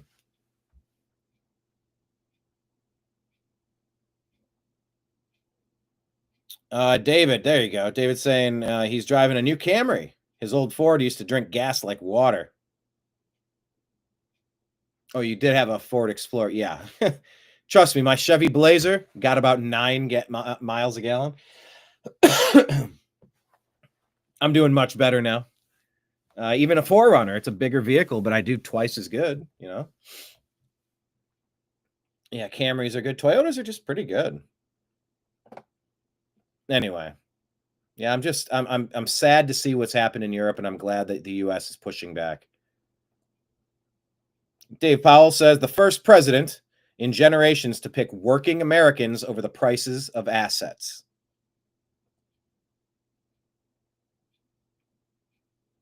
Working Americans over the prices of assets. Let's take a listen. Liberation Day. 1789 to 1913, we were a tariff-backed nation, and the United States was proportionately the wealthiest it has ever been. So wealthy, in fact, that in the 1880s, they established a commission to decide what they were going to do with the vast sums of money they were collecting. We were collecting so much money so fast, we didn't know what to do with it. Isn't that a nice problem to have? What do you think, Marco? Good problem? Marco would love that problem. But we don't have that problem anymore, but we're not going to have it very much longer, I will tell you. But they collected so much money, they actually formed a commission to determine what they were going to do with the money, who they were going to give it to, and how much. Then in 1913, for reasons unknown. For reasons unknown. To mankind, they established to mankind the income tax so that citizens, rather than foreign countries, would start paying the money necessary to run our government. Then in 1929, it all came to a very abrupt, from 1789. Came to an abrupt change.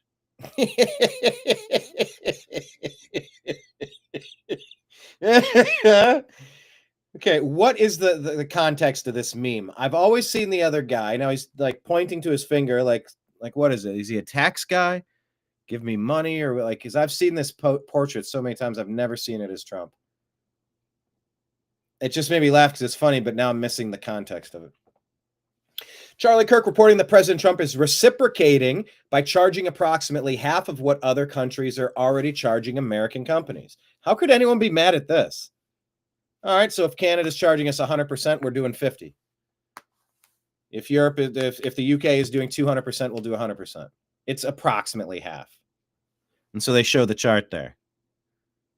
Yeah, it's roughly half.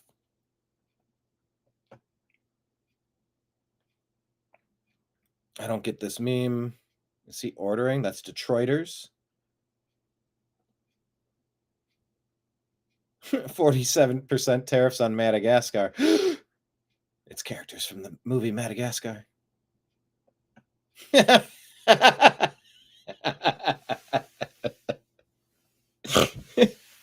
Oh my gosh. Do you see that one? Oh, that is funny. Is that Harry Sisson? God, that's funny. On the plus side, Taiwan is recognized as its own country. This kind of market. Treasury Secretary Besant. She's going, this kind of market downdraft is not concerning you? Downdraft so far this year is not concerning you. Well, look, in my old business, I was very concerned about market movements, and I'm trying to be Secretary of Treasury, not a market commentator. What I would point out is that especially the NASDAQ peaked on Deep Seek Day. So that's a Mag 7 problem, not a MAGA problem. Okay, so it's kind of... That was a little heady there. On Deep Seek Day, that's a Mag 7 problem, not a MAGA problem. All right, moving on. Here's what's happened in Europe. Here's a car. Different angles showing the moment that would be a VBIED fails to detonate in Amsterdam, Netherlands. There's a caliphate in Europe, Islam, jihad. This has been going on for decades. Barack Hussein Obama has been really rattling the sabers and pushing for all of this forced migration with the Obama doctrine, the Obama colonization. We have a migration crisis. No. You are flooding military-aged men into every sovereign nation to permanently change their voting demographic forever. Where's the vehicle? Everyone starts running. Oh, there's the vehicle. Why was I looking in a different spot? They're all taking off to get away from there.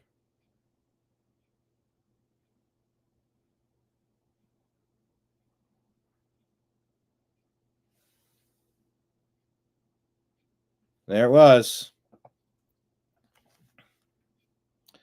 Make Europe great again button. Europe has fallen. Canada might have fallen, actually.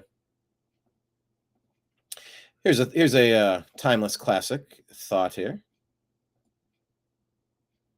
Got to go back so you can read it. There we go.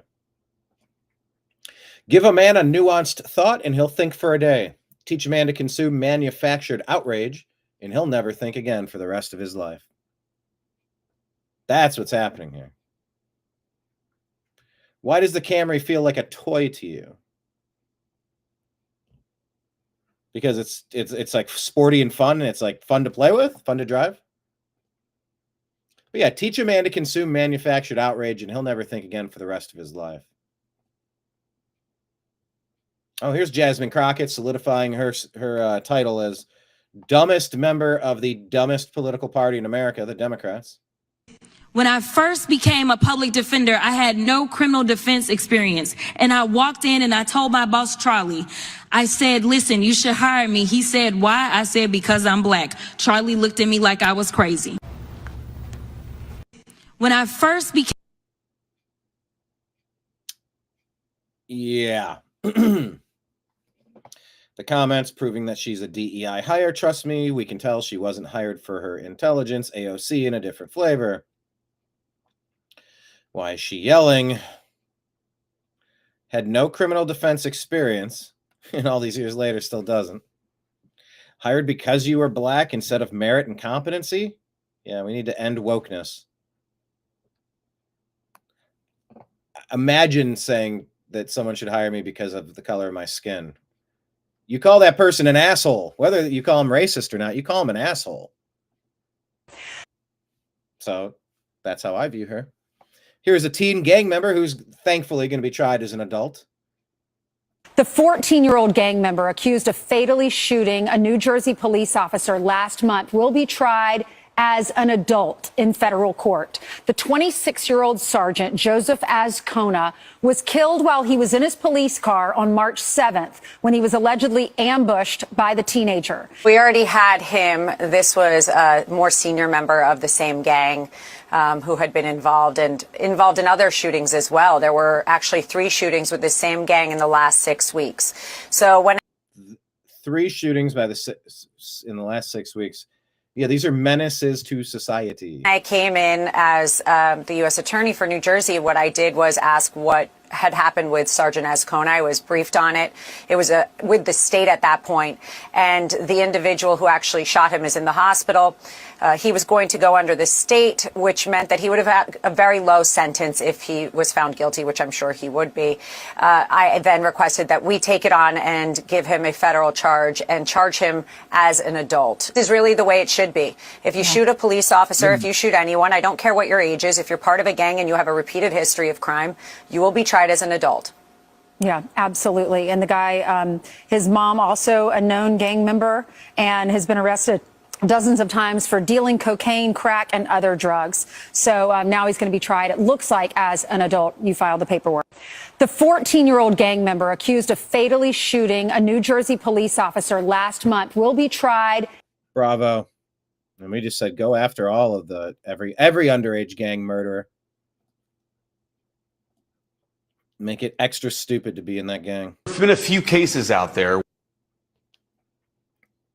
Did we get this whole comment about the illegal aliens being deported? Where the Democrats and the media say, oh, this person was just an innocent father of 3. And then you find out, for example, I think this is the case that you're talking about. Because I had somebody else that I respect. Oh, they started going up in arms about this. I go, what case where an illegal alien has not been when did they get it wrong?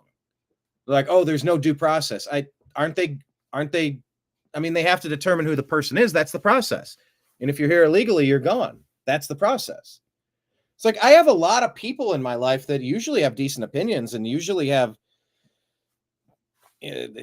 decent or solid analysis, kind of giving the Democrat version of the story. My response was, who are we talking about? We're talking about this Maryland dad.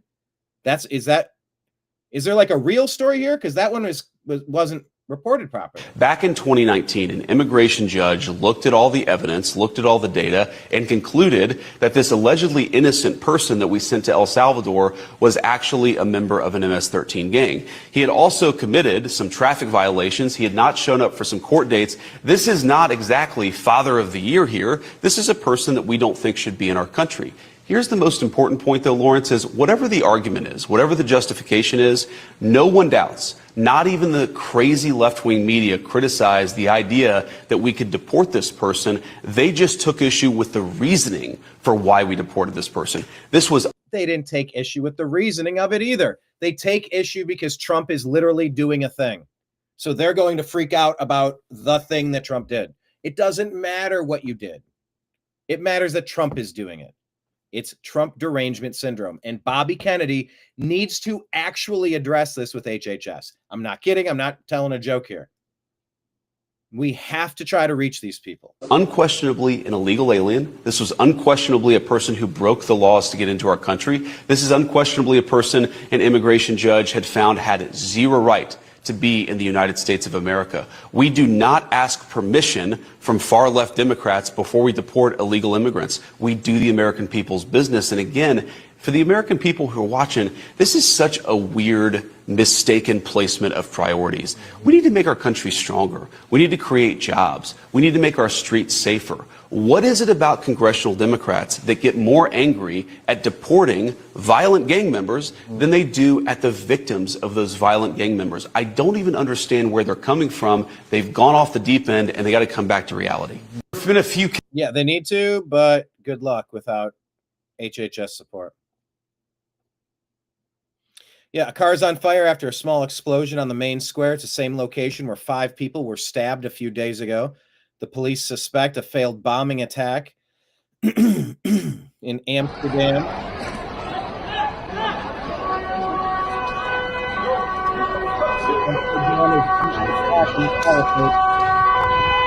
Are they not?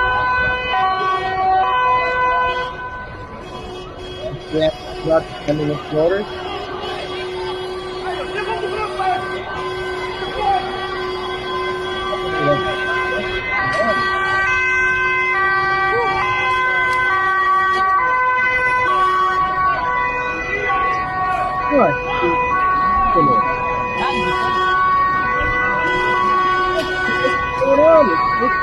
Fire and flapping around and burning.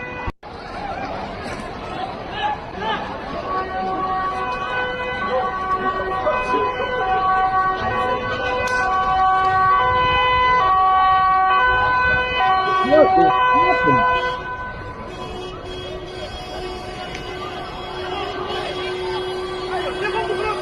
It's still burning.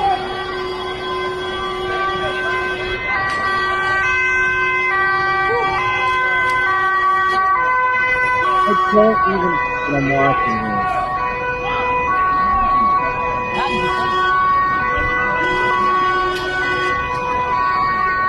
Don't sit happening.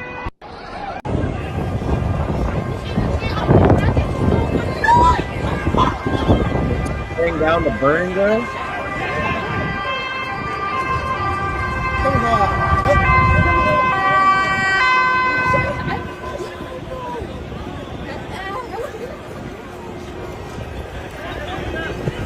I am so confused. 跟着腿的全金属好像是。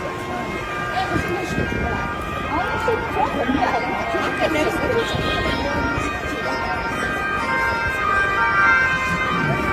骑，能走。What is happening?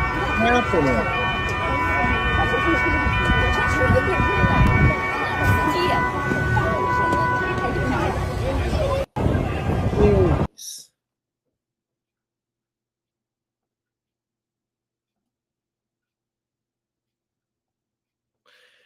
Here's a meme. What a weird news day. You keep calling us conspiracy theorists, but we're really just pattern recognitionists. Pattern recognitionist. Hey, here's your clown advice for the day. Ready? Taxes are the price we pay to live in a welfare surveillance state ruled by satanic totalitarian pedophile warmongers. Hope you could understand what I was saying. Taxes are the price we pay to live in a welfare surveillance state ruled by satanic totalitarian pedophile warmongers. There you go. Remember. Here's Glenn Beck talking about what's going on. America's debt is a cancer that will kill us. I'm going to change the screen. Oh, you're saying for a new car, it feels cheap and not as solid as you would like. See, I have the exact opposite with my Toyota 4Runner, but it's not new. It's 2010 or 2011. I actually forget. Got it 2 years ago, maybe. It feels really sturdy. All right. Glenn Beck says America's debt. Let me go full screen. It's hard to read. Okay, let me get rid of the chat overlay. I can do it side by side. It'll get bigger. There you go. America's debt is a cancer that will kill us soon. Trump's tariff plan is chemotherapy. This is what the White House must make clear. The last Liberation Day was the beginning of the American century after World War II.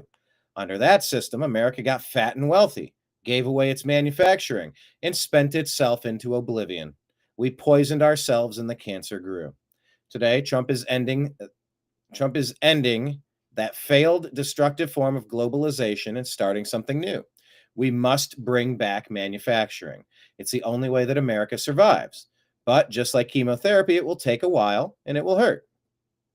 I'd love to hear another option that's better than chemo, but all the other doctors insist that we just have a head cold. Trump is the only one who's correctly diagnosing the problem. Unlike the swamp, Trump is taking action, but the White House must continue being honest with us. Pain is coming. The cancer won't just go away overnight, and this strategy is just as risky for Trump's presidency if it doesn't work.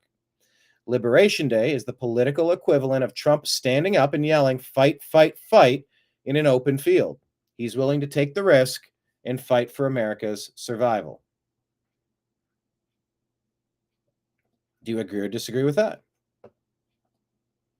AOC gets asked whether Democrat rhetoric is responsible for Tesla attacks. How you doing? I'm good. Hi, nice to see you. I want to ask you real quick, do you see a connection at all between the rhetoric we're hearing from Democrats on Musk and Tesla, connection to the violence at all, or what's happening on the streets, to Tesla dealerships? Yeah, I mean, again, like I've seen Republicans call me a communist and I hate this country. I mean, it's like, I don't know.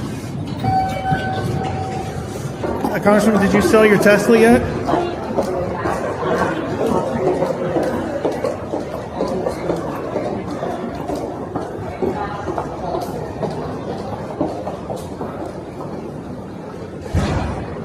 Congresswoman, do you still have your Tesla? I was just wondering if you still have your Tesla. For security reasons, I'm not commenting. Do you agree with the Attorney General? For security reasons, you mean your party who's encouraging firebombing Teslas? You mean it's dangerous to own a Tesla, maybe? Oh, that's so interesting. I'm sure that's not what she meant, but let's view it in that lens. How funny is that? Calling it domestic terrorism? We don't have time. How you doing? There you go. AOC, everybody. Hey, the left is the party of tolerance. Bro, you just lit a Tesla on fire because you disagree with someone's politics. Left is not the party of tolerance. Yeah, they're the party of tolerance as long as you repeat every single thing that they regurgitate. If you stray off of their talking points, they hate you and they want to ruin your life. This is a video of the United Kingdom arresting a man in the middle of the night in front of his wife who's battling stage 4 cancer because he posted on Facebook that he doesn't like seeing Palestinian flags. There is no freedom of speech in the UK. Is this really happening? Do not attend any events involved with Palestine, okay? The reasons why we did this is on the 17th of the 10th of 2023 on Bethnal Green Road at 10:04. You were witness to saying, obviously, people, why are they over here, etc., we let them into our country, etc. So, big deal. Yeah, okay. So, big deal. Which on the television. Saying it. Take him.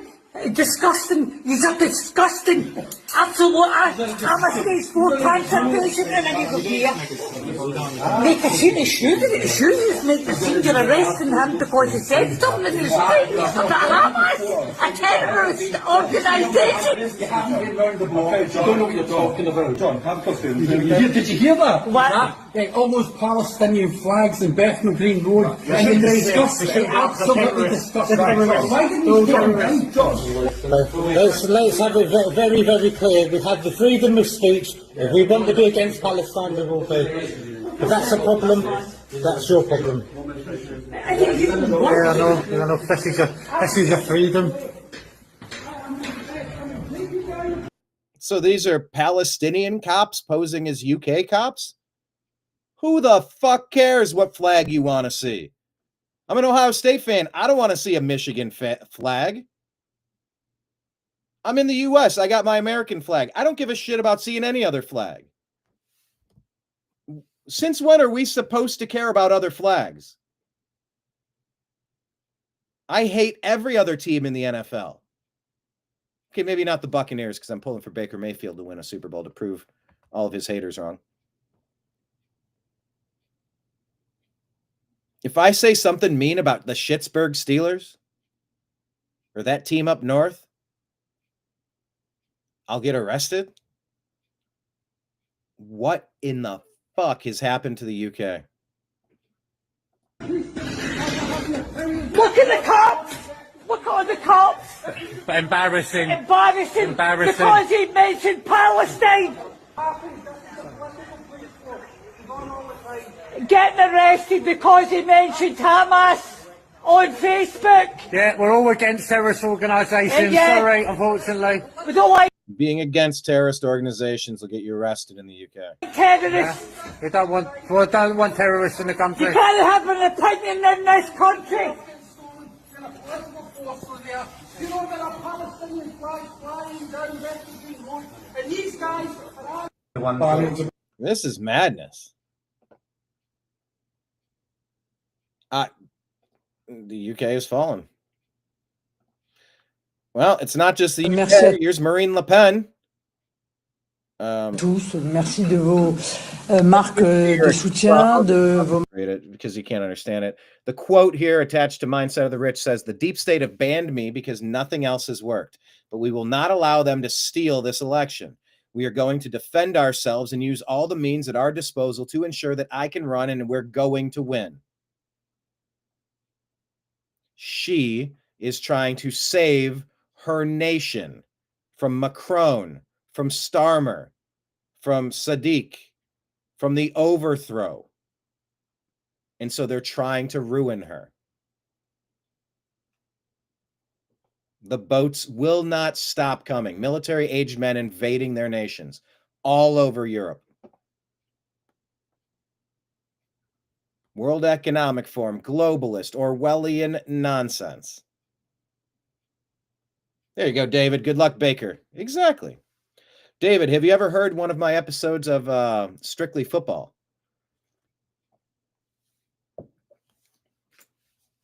My co-host, Mike Barra, he is a Baker fan as well. He's liked Baker and wants to see him do well too. Yeah, the 4Runner is a beast, man. I like it. It's a neat car. I definitely like it. So anyway, Marine Le Pen, we got to get the right leaders in place. Full breakdown of President Trump's election what Trump's integrity executive order. You want to know how you save a nation? You implement these changes immediately. Said proof of citizenship required for voter registration. No counting votes received after Election Day. Federal funds for elections conditioned on compliance with the rules and review of voting systems against new standards, and the AG and states must share information. What are the Democrats objecting to? Yeah, it's a bit unclear to me, because if we start with the basics, it's a crime for a non-citizen to vote. And so requiring proof of citizenship on a registration form is completely consistent with federal law. The second provision that you just showed in that graphic about requiring ballots to be in on by the close of polls on Election Day is also consistent with federal law. And there is a Fifth Circuit Court of Appeals decision out there right now that confirms that principle. In fact, they struck down a law in Mississippi that said ballots could be received up to 5 days after Election Day. Now, over 30 states have laws requiring votes to be in by the close of Election Day. So I think what's going to happen here, Dana, is the Trump administration is going to go after the states that don't have those rules in place. And that's where you're going to see some of the legal fights. I think the other legal challenge that you're going to see in court, where this is going to get interesting, is does President Trump have the authority to direct the Election Assistance Commission to add that proof of citizenship requirement to these registration forms? Because it's going to go back again to this question about these agencies in the executive branch. Are they independent or are they part of the executive branch? Okay, and then if you have to get election integrity. Look at what the Democrats are up to. Save democracy. It's the new mating call of the liberal species. By firebombing Teslas owned by random civilians. And by the way, we're a constitutional republic if we can keep it, not a democracy. The liberal thinks they will stick it to the Nazis and attract others to their curious crusade. But the liberal species lacks self-awareness, while simultaneously cheering on acts of domestic terrorism toward random civilians. So consumed by hatred, this little critter struggles to comprehend the irony of it all, leading researchers to conclude that liberals are simply romanticizing the return of Nazi Germany. No actual Nazis have been observed in the vicinity, and yet the terrorists, the liberals, insists they're everywhere. They're so convinced, in fact, that they forgot to take off their masks outside. At least, I hope they forgot. Burn a Tesla. Burn a Tesla, save a democracy. Wild times we find ourselves in. Here is the message about Liberation Day. In their own words, take away the spin and just listen for a second. This is one of the most important days, in my opinion, American history. It's our declaration of economic independence. My fellow Americans, this is Liberation Day. April 2nd, 2025 will forever be remembered as the day American industry was reborn, the day America's destiny was reclaimed, and the day that we began to make America wealthy again. American steelworkers, auto workers, farmers, and skilled craftsmen watched in anguish as foreign leaders have stolen our jobs, foreign cheaters have ransacked our factories, and foreign scavengers have torn apart our once beautiful American dream. Our country and its taxpayers have been ripped off for more than 50 years, but it is not going to happen anymore. We are finally putting America first. In a few moments, I will sign a historic executive order instituting reciprocal tariffs on countries throughout the world. We will supercharge our... If you're going to tariff us, we're tariffing you back. That's reciprocal. That makes sense to me. Domestic industrial base, we will... The point being to negotiate an end to tariffs. Take yours off. That's what this is. Take your tariffs off. And yeah, if I got to buy maple syrup from another place for a little bit, fine. Oh, it's more expensive to buy American maple syrup. Yeah, I can deal with 30 cents. Oh, we can't get wine from this region. Okay, well, we get wine from our region. Whether it's Arkansas or California, we got our own. Arizona even. Go figure it out. Anyway. The point is to negotiate an end of tariffs. And if not, then this is what you use to fund the federal government and get rid of the income tax. You shouldn't be penalized for succeeding. I open foreign markets and break down foreign trade barriers. More production at home will mean stronger competition and lower prices. From this day on, we're not going to let anyone tell us that American workers and families cannot have the future that they deserve. We're going to produce the cars and ships, chips, airplanes, minerals, and medicines that we need right here in America. We're going to build our future with American hand, with American heart. This will be indeed the golden age of America.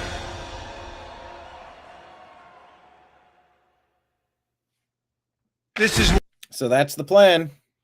Let's see how it's implemented and how it plays out. Let's see if there's an honest interpretation and accounting of how it plays out, or if it's going to be weaponized against him. I assure you it will be weaponized. Joey Manarino here saying Trump did not exempt Russia and North Korea from tariffs. Guess that's an accusation going around. We do not have active trading relationships with them. You don't need tariffs if you don't have trade. People are so ignorant. Yeah, Democrats never met a fact that they didn't want to twist into a double pretzel. This person said Russia exports caviar, vodka, and hot blue-eyed models. Hot blue-eyed blondes, sorry. So there's that. All right, next. We talked about earlier Colorado craziness. Here's some more. Here's some good stuff, though, but why in the world would you want organized criminal gangs roaming your neighborhood? Give me one reason, please. This was a technically advanced burglary ring brought down by a multi-agency operation here in Colorado and Ohio. 5 Colombian nationals are now in ICE custody facing charges of second-degree burglary and/or conspiracy to commit second-degree burglary. According to police, they hit 21 homes in the city of Aurora, referring to the group as a, quote, sophisticated crew. Investigators say the suspects used counter surveillance when targeting their victims and then used signal jamming technology to get past home security alarm systems. Law enforcement shared these photos of what they uncovered during the operation. Hundreds of pieces of stolen property, including jewelry and stacks of cash. They found expensive clothing, luxury items, as well as weapons. They also found tracking devices and Wi-Fi signal jammers. All of the suspects are from Colombia. 4 were taken into custody here in Colorado, while one of the men was tracked down by local and federal authorities in Ohio. This was a technically advanced burglary ring. That's great news for Ohio. Great news for Ohio and Colorado and America. But Biden and the Democrats snuck thousands more of these criminals into our communities to terrorize us. Can Bondi and Patel please indict the Democrat Party for this treasonous activity? I mean, this is everything that happens. This is on the Dems. People that snuck in the last 4 years because of them, they need to be held accountable. Counter surveillance tactics, signal jamming tech. Jeez. Act accordingly. Arm up, people. Man, that's be prepared. Here's Tucker Carlson. He thought he was done being annoyed and angry. I'll just leave the CISA.gov/rumor control and CDC.gov and what is it? NIH? What's the other one I'm supposed to put on here? CDC.gov on the screen. Here's Tucker Carlson. Can't forget this. Thought I was done being upset by COVID. You just brought me back. So she applied ivermectin to him topically every day without the hospital knowing. The hospital tied up his feeding tube because they didn't want her sneaking anything in. They put towels and rubber bands around it so that nothing could be snuck in. These people are evil. Yeah. I mean, they fought tooth and nail to keep him from just trying a very safe medication, which I believe should be over the counter. And Yep. My dead brother was denied care as well. then they turned me into the medical board over it, and I'm still fighting those charges. The patient, he did survive. I wish mine did. We got him ivermectin and stuff, but by then it was already too late. But he spent 6 months in the hospital. He lost half of his body weight. He never was able to make a full recovery. And then unfortunately, he did pass away. That's very upsetting to hear that. That's very upsetting. We've got to reverse course on this medicine stuff. Here's more information about that radical Colorado thing. All right, ladies and gents, happy Thursday. This is a little bit of a wake-up call, I guess. I don't know. Insane. The Colorado House Committee has voted 7-4 to pass a radical transgender bill that makes misgendering a discriminatory act, takes children away from parents who dead name or misgender them, and pushes gender ideology in all schools, including private, which I assume Christian Catholic, and charter schools. That's right. No surprise to anyone, every Democrat voted for this while every Republican opposes. Democrats are the party of delusion and child grooming. I guess to say the least, huh? Well, my question is anyone really surprised by this, right? It's 2025. Stuff like this is what had Democrats lose nationally, but wherever they hold power, they still seem to want to wield it, kind of beat people over the head over it. But there's a really great quote that I think many of you should start kind of repeating to yourselves and kind of understanding, and it's this one right here. This is one of my favorite quotes of all time, and it's really all-encompassing. This is Aaron McIntyre. The side that wants to win always beats the side that just wants to be left alone. And for too long, the good people of this earth just want to be left alone. We have to start wanting to win. Demand winning. This is, again, that libertarian mentality, defeatist attitude, which I call it, in which I just want to be left alone.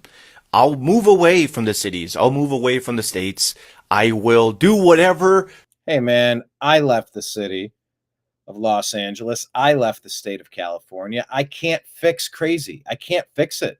Just leave me the heck alone. Leave me and my family be. And it's just such a self-defeating attitude, because the people that want to win will wield power and do whatever it takes to beat their ideological and political enemies. Yeah, but I mean, at some point, Atlas has to shrug and just go, all right, here, you have the burden of cleaning up the trash in your community. I had to do that in Los Angeles. Here, you have the burden of fixing your neighborhood, painting your properties, fixing the roofs, fixing the plumbing, fixing the driveways, fixing the laundry rooms, fixing the electrical issues, fixing the lighting, fixing the security patrol, fixing our relationships with the businesses and the departments around us. Yeah, eventually Atlas shrugs and goes, here, you take it. That's a lot. That's a lot. Especially when you can't. I mean, you know how long it's been since I had actual representation living in Los Angeles? My political voice was muted the whole time. My desire to want to win didn't mean that I could. So I don't think moving away is all that bad, but I mean, I get his point, but come on, man.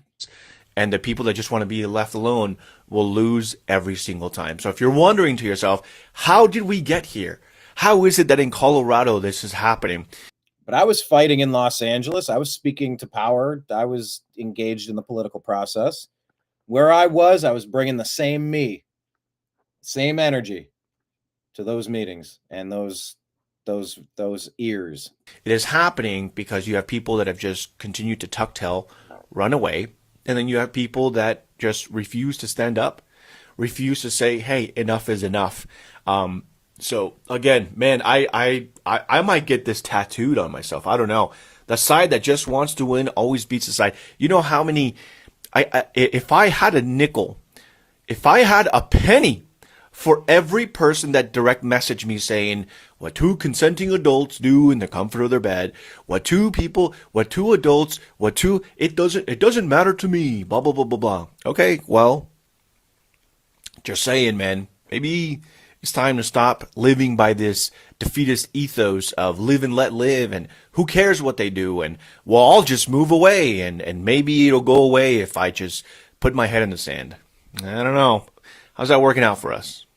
And by the way, they are attacking every community. They are trying to change every community. There is no running away. For a multitude of reasons, I left. And I'm much happier that I did. Yeah, the Dems hate common sense. Hell no to LA, says Kenneth. I concur. Although I did kind of love it there. Sort of. All right. More tariff talk. Let's hear it. What I find so frustrating about the conversation around Former Democrat Batya Ungar-Sargon calls out Wall Street and perfectly explains President Trump's tariff policies on Piers Morgan. on tariffs is that we all agree on the problem.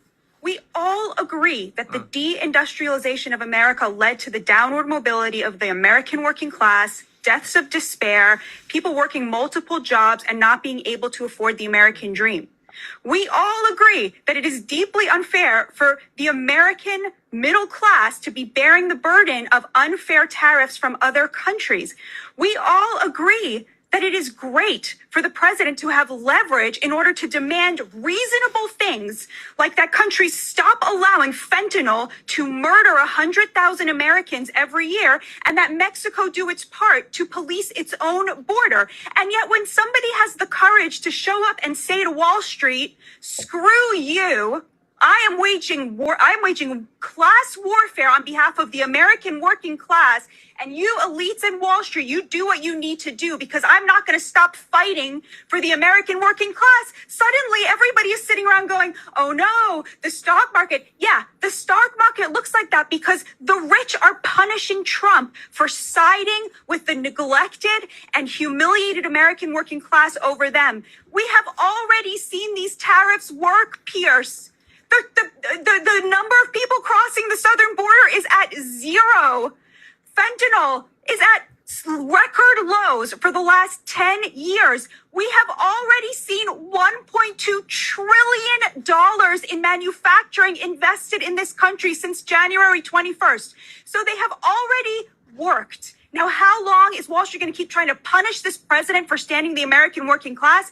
I don't know, but I can tell you that the view from the street is people cannot believe that there is a president who is working for them, who is putting them first and telling Wall Street to go screw itself. Wall Street, which picked the Democrats for the last 3 election cycles in a row.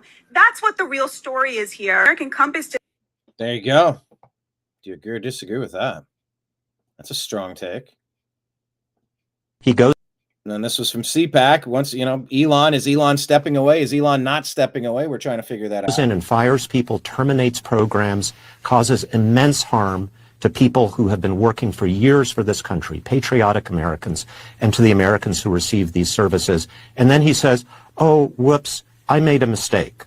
That's completely unacceptable and should be unacceptable to anyone who loves this country. And yet, Kevin, you've got a full tooth grin. Why? Because my cohort's full of crap. He has no executional mandate. He can't do anything he just said. He is just simply observing, pointing out, and letting the American people know what he's found. And if you don't like it, okay, that's all right. But he does not have the ability to do what Congress has, to execute on his recommendations. So everybody chill out. This is a guy that's focusing a lens on waste, corruption, huge budget overseas, and saying, I don't think this is working, but he can't actually take a dime of any of this. So, Elon Musk's running government is full of BS. This guy is just pointing out what every American wants to know. If you're making $68,000 sitting at your kitchen, which is the average American, watching this kind of waste You're pissed. You're really pissed, which is about 70, 80% of the population. So get over it. Let him do his work. The guy has amazing executional excellence. You can't point out anything he's done that hasn't worked out. He goes in and fires people, terminates programs, causes immense harm. Yeah, he makes recommendations and the president makes the decisions. Like, that's been made pretty clear. Here's undercover video. Approving a protocol, really interesting protocol of using this microdialysis to test cortisol levels. One of our investigators wants to test it in women, black women and white women. I had to go and look at like what was leaked as far as the banned words that Doge is just like Control F searching for. So I was trying to. So you're trying to set it up so when Doge does Control F and searches for words, you got to suggest wording to get around what it is that you're actually doing. For like suggest wording, I suggested like ethnicity or ancestry instead of race. So label it ancestry instead of race. How about you stop doing all of that crap like you've been ordered, because it's racist and it's bullshit. Prioritizing non-whites in every circumstance. Prioritizing non-men in every circumstance. Prioritizing non-straight in every circumstance. I am tired of living a life of discrimination. Oh my gosh, cry me some white tears. Your fragility is showing, they will say. Did you hear how ridiculous it was that everything that I am is discriminated against? Being a man, being straight, being a Christian, being, God, not even mentioning ethnicity. I guess just the white part is I can't claim some awesome country because America's bad, right? We got to prioritize not hiring Americans. Oh, that's the even better part, right? This fixation on race and ancestry. So he says, don't call it race, say ancestry, and then maybe we can get away with the same illegal stuff we've been doing. James Welch is caught on our hidden camera talking about manipulating language to circumvent government oversight, specifically Doge oversight. Our grants aren't getting canceled. We're intramural, so we get to do basically whatever we approve. Yeah. We can do it. We have the money. So he's revealing the extent that he coaches researchers to manipulate grant applications in order to bypass the federal restrictions. So that's what's going on. But I mean, if he's working in genetic stuff, I mean, there's of course genetic links to different races and ancestries, I suppose. According to science, not to me. Joey Mugnat says, okay, so try it again. How about that? So, according to Democrats, it's fine to murder a corporate exec if the company he works for bothers you. And it's fine to firebomb a car dealership if you don't like the guy who owns it. And it's fine to attack people in the streets if you don't like their politics or the hat that they're wearing on their head. But if you protested a stolen election at the Capitol on January 6, 2021, that was a crime worse than 9/11? How the fuck does that work? Yeah, go to cisa.gov/rumor control because they'll tell you that protesting the election in 2021, that was insurrection. It wasn't that people believed that that was a legitimately stolen election and people were upset about it, and it was obvious. Go see their countervailing views scrolling at the bottom of the screen. Corey DeAngelis responding to Elizabeth Warren, who said today, I'm launching Save Our Schools, a campaign to bring people together and push back against Donald Trump's attacks on public education. Corey says, you sent your kid to a private school. And Clarence's parents really have a nice marriage. What's that movie from? What movie is that from? And just more Trump derangement syndrome. It's like that, suddenly the left cares about the stock market and Wall Street and corporate profits. Since when did the left care about any of those things? Oh yeah, since it became the latest and greatest way to bash Trump. These tariffs are a bargaining tool. They are reciprocal. We are reciprocating other countries' tariffs that they put on us that hurt our economy. We are reciprocating those tariffs with tariffs of our own on them. They are bargaining tools to incentivize and pressure other countries to change their behaviors that hurt our economy. And I'm not worried about them causing a recession, because if things ever look like we're headed in that direction, we can just lower the tariff. We have multiple levers to pull, because not only can we lower these tariffs, but also the Federal Reserve, one of their mandates is to maximize employment. A recession would hurt employment. So the Federal Reserve could also lower interest rates to avoid a recession before that occurred. We have multiple levers to avoid a recession, and I think Trump enjoys popularity way too much to allow that to occur. The only reason stocks are dipping because of these tariffs is because they introduce uncertainty. Uncertainty means increased risk. Increased risk puts downward pressure on stock prices. And just like that, suddenly the left cares about the stock market and Wall Street and corporate profits. Since when did the left care about... Yeah, since when did the left care? It's when they cared about anything that helps this country.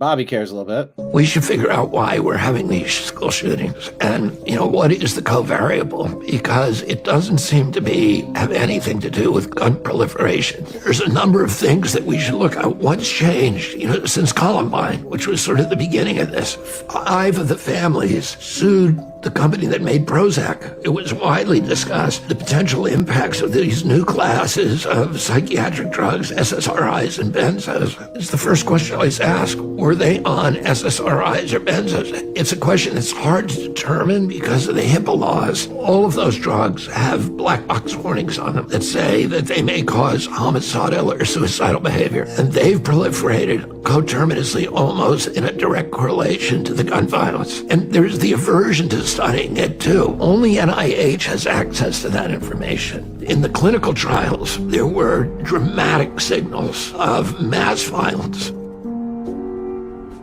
We should figure out why. Yeah, we must uncover the truth. Whatever is the reality, we got to figure it out. We got to get to it. This was one of the people, Hunter Biden's business partner and family fall guy, sentenced to 189 months, sentence commuted by Trump. Reveals the Biden family corruption detail. Let me ask you. I'll save you the time.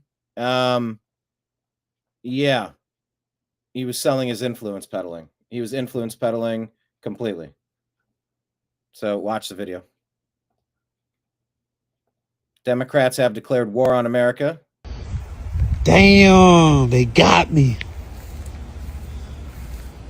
This is crazy. Say fuck something. They got me.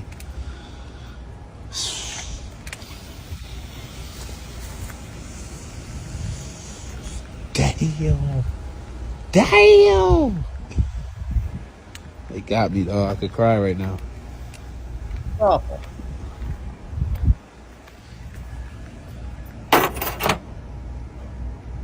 What the fuck he gonna do for me?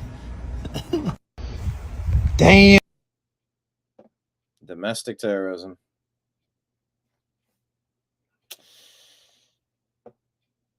Oh, here we'll do the lightning round. We'll tell you the 10 times that your government has lied to the people. Gulf of Tonkin, they said U.S. ships were attacked twice by North Vietnam. The truth, the second attack never happened. And why it matters, it justified full-scale war in Vietnam. Tuskegee syphilis study, 32 to 72. They said black men in the study were getting treatment, but the truth was they were left untreated to observe the disease. 40 years of government-sanctioned abuse. Operation Mockingbird, 40s to 70s. They said the media was independent, but the CIA paid journalists to spread propaganda, and public opinion was manipulated globally. MK Ultra, no illegal experiments were happening, but the CIA was testing LSD and mind control on citizens, often without consent, leaving psychological harm.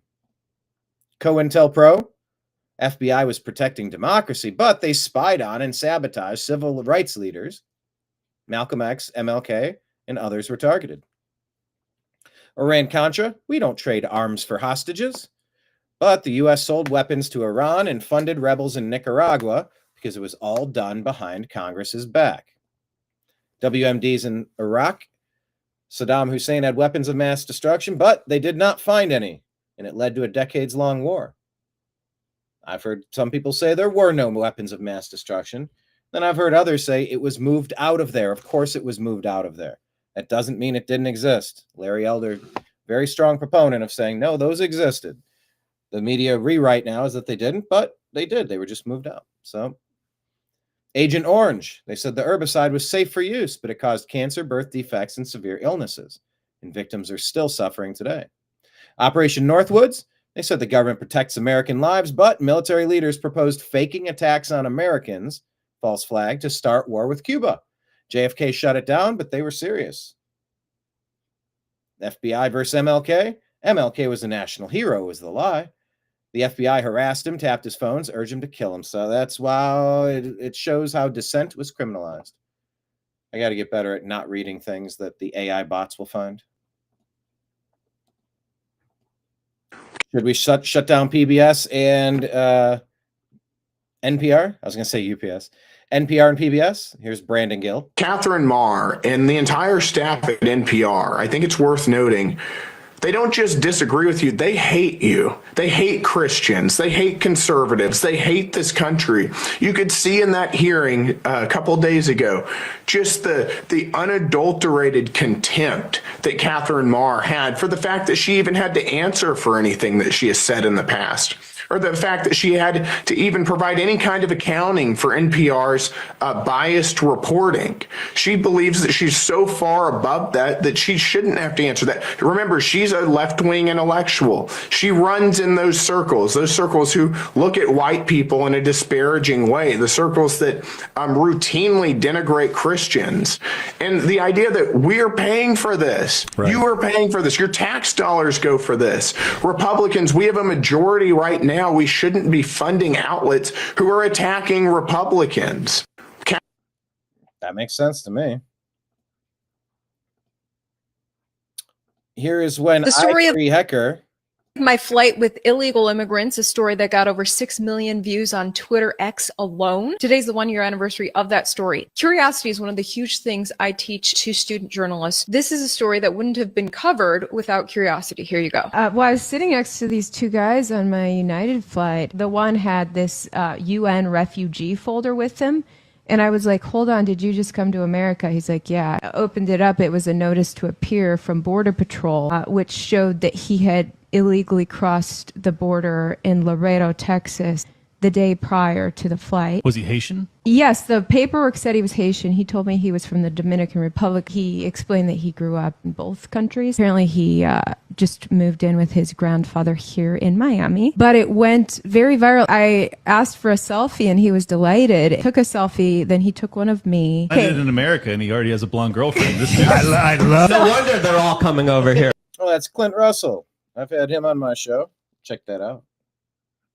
He then asked for my phone number, and I said, absolutely, because we want to follow up with this illegal immigrant and find out what's going to happen. His grandfather actually called me today, so he wasn't lying about his grandpa. I hid his identity in the paperwork because I blinked that part out, because the story is not to demonize one illegal immigrant. It's to show what Joe Biden is doing across the board in America. Yeah. The paperwork in that folder also had a whole sheet of immigration lawyers that he can call once he gets to Miami to try to plead his case so he can stay in America, because the notice to appear says that he needs to appear at an immigration court in October and be deported. Because it says very clearly from Border Patrol that you broke the law. But what Border Patrol agents have told me is that this is paperwork that is systematically given out to everyone who crosses the border illegally, and it is essentially a free pass into America. If you're holding a notice to appear, you can go wherever do. Since when does a criminal act giving somebody a notice to appear give you carte blanche? Hey, wherever you want, and we'll pay for it.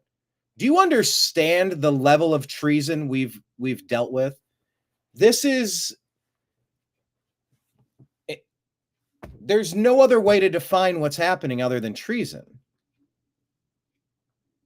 hey, your criminal action to invade this country, now that you snuck into the movie theater, hey, stick around. Here's a free pass. You can go see any movie you want. By the way, help yourself to some popcorn and snacks. Just it gives you free. You can just walk behind the register, tap the register open and grab a few bucks, a little walking around money if you want. Are we living in a cuckoo clock? Whatever. And there are many nonprofits that are contracted with our federal government right now, so that if you show your notice to appear to them, that is your ticket to get a pile of cash, plane tickets, bus tickets, hotel stays, taxis, wherever you want. Just tell them you have a friend or family member here or there. And those nonprofits are funded by our tax dollars. I uncovered the FEMA document. There you go again. Just like they were saying, our tax dollars funding anti-Christian, anti-white, all this garbage content coming from PBS and NPR, stealing our tax dollars to hit us over the heads with stuff. The FEMA stuff. Stealing from FEMA funds should be a death sentence. That should be a death penalty case. The amount of that is treason most foul. We put in an emergency fund for the people of Western North Carolina, East Palestine, Maui, Pacific Palisades, to help rebuild your communities through FEMA in case something catastrophic happens, and you're going to steal that money that we have set aside for the most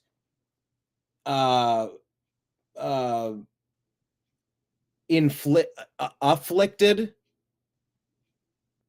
Americans, and you're going to give that to people who broke into our country illegally as free money payments, as an incentive to bring more people in illegally to permanently change the fabric of our nation and to change balloting and voting and the millions of fake Social Security numbers floating around to get ballots, to get votes, to swing votes, to swing elections, to commit treason and overthrow the United States of America. You're damn right that's treason. Stealing from us to give it to non-Americans. And showing hundreds of millions annually given to these nonprofits to distribute illegal immigrants throughout America. Some of their notices to appear are in a few months. Some of them are in a few years. They can live off of our tax dollars for a few years before maybe appearing in immigration court, maybe just vanishing into the shadows. We just found out a couple weeks ago the Biden administration is even going to Latin American countries and saying, you don't even have to cross the border. We'll organize planes for you to come into the United States. Was this that particular situation where the taxpayers were paying for this flight, or did he actually pay for his own flight? No, these are taxpayers paying for it. FEMA breaks it down. I can send you the FEMA webpage. FEMA.gov has it very publicly. This isn't emergency management. What the Democrats like to say, oh, it's a migration crisis. Oh, it's an emergency of migration. Acting like these are birds flying south for the winter. These are Democrat NGOs flooding communities to turn. What was that community in outside of Columbus? It was 40,000 people. You put 30,000 Haitians in there to permanently change. How did Ilhan Omar get the position she's in? What type of enclave was built in her district to get these anti-American, non-American Did Ilhan Omar marry her brother? Yes or no? Still trying to figure this out. I don't know what's taking so long for the charges. These are treasonous acts, and the clock is ticking. I know it's only been 2 months, but for the love of God, who is going to be indicted for this? On there, broken down how many millions are going to each local jurisdictions in some cases. So it's not an emergency migration crisis. It is the Democrat deep state playbook. And they said, oh, there's a crisis. I guess it is an emergency. So they used tortured language to steal from all the people who lost everything in Western North Carolina, Pacific Palisades, Maui, and East Palestine, Ohio. This is treason most foul. county or a city, like the city of San Antonio is rolling in the dough. Actually, New York City is getting, I think, over 100 million in one fiscal year, and that's why they're not complaining too much. $100 million. Yeah, just to help house these people. Good grief. Kevin O'Leary in another interview explaining tariffs. Listen to smarter people to have better conversations with your friends about the topics of the day. That's what I try to deliver to you on the Agree to Disagree show here on the New American Media. Hit like, hit subscribe, however you're watching. Kevin O'Leary. You looking at this? I don't see it that high. A lot of these forecasts are based on the idea that tariffs are going to be permanent and in perpetuity, and I don't think that's the case. I think what's unusual about the situation we have now that's never happened before is usually when you talk about tariffs or trade negotiations, you do them with a group of countries, for example, NAFTA, which included Mexico and Canada last time. In the typical style of Trump, he likes to actually let you watch sausage being made. He's putting tariffs on the entire world. Never been done. And so it's really about making reciprocal tariffs with every country that applied these as far back as the Second World War. And it's a series of negotiations that are happening. So for me, I look at this and say, okay, what he really wants to do is bring the ratio of tariffs to be equivalent between England or Canada or Mexico or any country, frankly, by schedule. And these things have existed for decades. And so if you're Britain, as they're doing right now, or Canada, you're scrambling. You're trying to figure out which are the priorities that you want to get reduced. Because in the end, about tariffs, if they're going to be reciprocal, in the end, that actually promotes free trade. It's stupid to have the same equal tariff on both sides of any country. It's just dumb. And everybody knows that. And so you eventually say, well, as occurred just 48 hours ago when Senator Kennedy out of Louisiana said, hey, what are we, idiots here? Canadians, zero tariffs. U.S., zero tariffs. Let's get this economy merged in terms of trading freely with no tariffs in the 49th parallel. He makes sense. And that's exactly what's going to happen. In the case of the Canadians, you get a political situation, an election, so it's toxic up there. They're using Trump to get out the base to vote. Anti-Trump everywhere. That's what Carney's doing, the liberal leader who's about to lose, and now he's using Trump as the fulcrum to try and stay in power, or at least his party stays in power. And so this is really an interesting dynamic, but it too will pass. I don't think this is going to cause a recession. I don't see it in my own companies yet, and I think it's going to be short-lived. How are you looking at this? So there you go. That's another take. Sassy woke and Republican host, go at it. Your state's attorney general's office says you don't have the authority for this mandate to play that prayer video. So what authority do you have to mandate schools to show your prayer video where you also pray for President-elect Trump? Look, I've continued to hear the gaslighting from the left, and frankly, even from this network, pushing lies about what's going on across America. President Trump has a clear mandate. He wants prayer back in school. He wants radical leftism out of the classroom, wants our kids to be patriotic, want parents back in charge with school choice. We're enacting upon that agenda here in Oklahoma. That's what our parents want. Every county in Oklahoma voted for President Trump. His agenda is crystal clear, and we're going to enact it in the state of Oklahoma. I'm not going to take the bait on what you said about gaslighting from this network on this. She's had resting bitch face this whole time. I'm not going to take the bait that you said about this network. You just did take the bait by acknowledging it. I'm asking you a specific question. Where is your authority specifically coming from? As you know, thousands of people, including parents who signed a petition to impeach you with more than 14,000 signatures at last check, say this is government overreach and you're taking control away from local parents, local school boards and parents over their kids. What do you say to that, and where is your authority coming from to enforce this prayer video to be played in schools? You know, I appreciate you pushing that left-wing narrative here, but here's the reality. It's not a left-wing narrative. I'm literally talking about a petition. I'm going to talk over you now. You made your point. Let him make his. She can't handle that. Look at how angry she is. That is rage right here. Rage. That parents would sign that's gotten more than 14,000 signatures that have raised this issue. Pretty clear on religious liberty. The Constitution's crystal clear on religious liberty. I know the left doesn't want our kids to know anything about the role the Bible played in American history. They don't want any of our kids to know about the Constitution. Our religious liberties are protected, and the left has driven the Bible out of schools, driven prayer out of schools, and everything in education's gotten worse since. Before we had a federal Department of Education and we had the Bible and prayer in school, guess what? We were leading the free world. This was the greatest country in the world, and we have seen every statistic has gotten worse since the creation of the Federal Department of Education and the Supreme Court pulled the Bible and prayer out of schools. Now, it can be argued that pulling the Bible out of schools isn't the reason why things have gone down the shitter since. But it could be argued that it is the reason. Without a moral compass, what do you got? You got a bunch of free-range children running around trying to top each other by how much trouble they can get into. I've been a kid. Kids do what kids do. Lack of moral compass. And no, a belief in Jesus Christ and God and the Bible, that's not the only way to find a moral compass. It's not.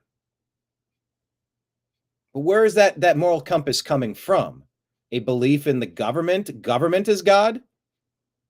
I don't think a belief in government being God is any sort of moral compass we should aim at. Because that's what it turns into. We ban God, now government is your God. So, I mean, can they add a prayer video to their school? Why can't they? What are they?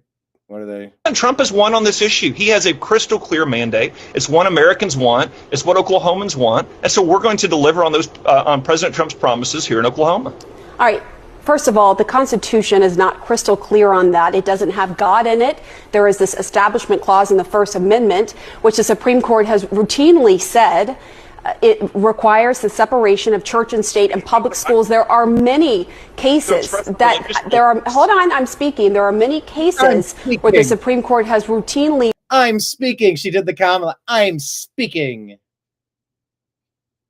Ruled on that. You went after woke teachers and the radical left in your announcement for attacking religious liberty, but your critics are saying that by requiring Bibles in every classroom and requiring this prayer video, you're trying to impose your religion on students in violation of the Establishment Clause. They say the Constitution, scholars say the Constitution is crystal clear on freedom of religion, not enforcing one religion, your religion, on students. But it's not the freedom from religion. It's the freedom of, the freedom from. There's different ways to describe this here. Students, what do you say? Look, CNN doesn't have to like it. Left-wing activists don't have to like it. I'm just talking about facts. Excuse me, I'm talking. Excuse me, I'm talking. She did the same thing she yelled at him about a second ago. Yeah, well, she's the host. Not my opinion. Document. The Bible is a historical document. You can't rewrite history, okay? The reality is the Bible was what drove so many of the consequential events in American history. Why'd the Pilgrims come to America? Why in the world did Abraham Lincoln mention God and God's providence in so many of his speeches? How do you explain Martin Luther King Jr.'s letter from a Birmingham jail where he goes through biblical examples if the left continues to censor the Bible from our history classes? Listen, the left doesn't have to like it. They can be offended by it, but we've got to teach history to our young people to make this country great again. President Trump has a clear mandate. So it's a historical... Our kids have to understand what made America great in the first place. And obviously the Bible, the Constitution, the Declaration of Independence are indispensable in understanding the story of America. This superintendent is absolutely right on his history. There you go. So check out his analysis, the conservative News Today one. We'll get that analysis later. Yeah, this was just the frustration. One person was a felon, drug addicted, who overdosed on fentanyl, or you could say that it was the actions of Derek Chauvin that caused the death. That's either confirmed and indisputable, or that's definitely in dispute. Ben Shapiro is staking his career on it with Daily Wire, trying to get federal charges dropped for Derek Chauvin. The media called for unrest in the streets for months on end, and American cities burned and were looted across the country because of George Floyd. And then there's a white student who's killed for sitting in the wrong spot at a track meet. All right, so I've heard this story reported 3 different ways. Unprovoked, he was throwing that kid out of his spot. Or the murderer was in the right spot, and this guy came up and tried to get him out of the spot that he was in. I would like to get some clarification on this story. This is for sitting in the wrong spot at a track meet. So did he tell that other kid that killed him to move and then moved his backpack out of his own spot? It's not super relevant. It's interesting because who initiated, but once again, moving somebody's backpack and either having incorrect information, thinking they were in the right spot, but they were in the wrong spot. Okay. You don't get to kill somebody because they move your backpack. You go get one of the track officials and go, hey, man, whose tent is this? They're telling me, yeah, it is my. You tell them to get the hell out of here, and I'd like an apology. Or just, blah, I'm going to stab you and kill you. Over a backpack in a tent. Anyway. No property damage.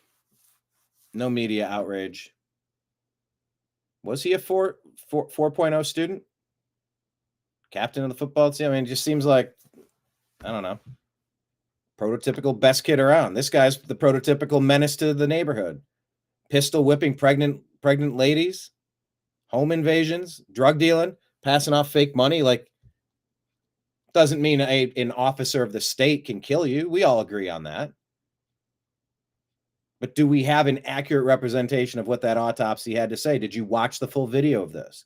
You saw the end of that, and it looked really convincing. There's a lot more to that story. And this guy, his rap sheet was a menace to the society. Did this guy have a criminal rap sheet? I don't know. I don't know anything about this story. I'm unpacking it as I go. But I find it interesting that who told who to move and who was in the wrong spot. I've seen it reported 3 different ways today. But it's one-way push from the deep state Democrat media to try to push race riots every chance they get, as long as they can make the white person the bad guy. Joe Rogan here, talking about how crazy it is that same media, they decide that they're going to start screaming recession, recession, recession, try to get it into your heads. But they didn't take nearly enough time for the human interest story. By the way, to reiterate my point, just so we're crystal clear, my frustration in that story, the human interest part of that murder story, you know, it's a twin dying in the twin's arms, bleeding out from one single stab wound right into the heart. And it's just the personal story of it is so painful. It's important for that reason specifically. The race thing is just, it's kind of an aside. But it is interesting to point out how only one side from the deep state divisive Democrat media, if there's an incident involving 2 people of different races, it only goes one way always. It'll be swept under the rug if the victim is a dead white person, and it will be ramped up to 11 every single time they can try to take a situation and say, oh, look, there's anti-black racism, even when there's not. So I'm curious to get more information on that story since it's been so misreported. But yeah, Joe Rogan just complaining here about what the Democrats decide to prioritize and what they choose to ignore. Didn't hear a peep about Elon rescuing those people. That should have been on all of the news stories all day long. We should have had a live stream of it. It should have been a huge national event. We're finally going to rescue the astronauts who are trapped in the space station for 8 fucking months. And this super genius, this Elon Musk character, is the guy who figured out how to go get them. His company went and rescued them. If you didn't hear a peep about Elon rescue. Nope, didn't hear a peep. And it's super weird. More tariff talk. Here's a Kennedy, Senator John Kennedy. What I think. America is rich. We buy a lot of stuff. President Trump is saying that the bee has an itch. America is R to the itch. If you American business or you foreign businesses want to sell in America, then move your business here and hire American workers. That's a laudable goal, and I support it. It'll work That is an awesome strategy. It'll take a minute, though. Long term. But as you mentioned, in the long term, we're dead. Short term matters. And the truth is, nobody knows what the impact of these tariffs are going to be, Bill. I listened to my friend on another network, Willie Geist, this morning, predict raging inflation. Now, I know Mr. Geist is smart and well-educated because he went to Vanderbilt. But that's just a wag. That's a wild-ass guess. China has huge trade barriers. They don't have inflation. They've got deflation. India has a lot of trade barriers. They don't have raging inflation. We'll know more in the next couple of months. If you want a surefire investment, go book as many rooms as you can at the Hay Adams Hotel across from the White House, because every foreign trade representative is going to be coming to America to meet with the Trump administration to try to negotiate. So it'll be 3 or 4 months before we know what the final tariffs are going to be. Here's what I think. America is rich. We buy a lot of stuff. President Trump is saying that... There we go. This is a negotiation. For the next few months, let's see every world leader showing up to make sense of what's happening. Everybody trying to stop reciprocal tariffs that are going to crush them. The goal is, you want to tariff me? Fine. I'm going to tariff you back because I'm not putting up with it. You're not going to get away with that. You're going to stop it, and let's do some business. And that's what they're going to negotiate to. Reduce. This is a goal to remove unnecessary tariffs from the United States people. That's an enviable cause. And it really should be considered to be so. And if they're going to be discussing it in different ways, I think you really need to consider the fact that they only are existing to push their agenda. The goal is for restoring so much of the stuff that's been damaged. Talk about restoring things that have been damaged.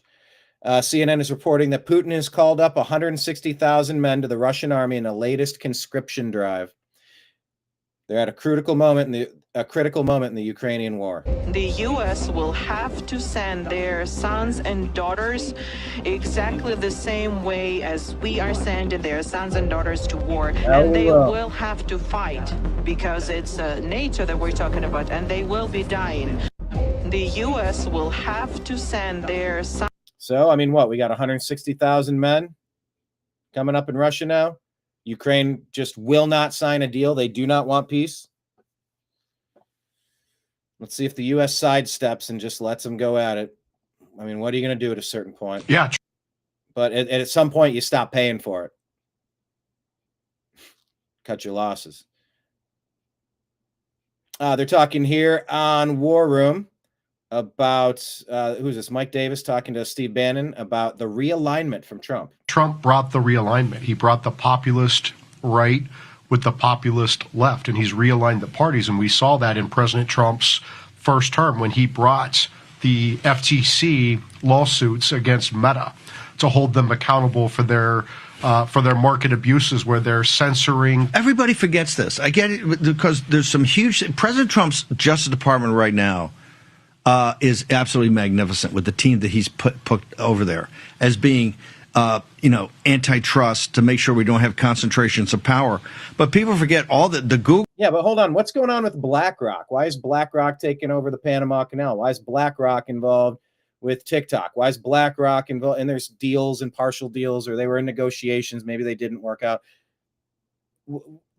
Why is BlackRock allowed to continue without monopoly provision attached? Why don't they get split up into a bunch of different companies?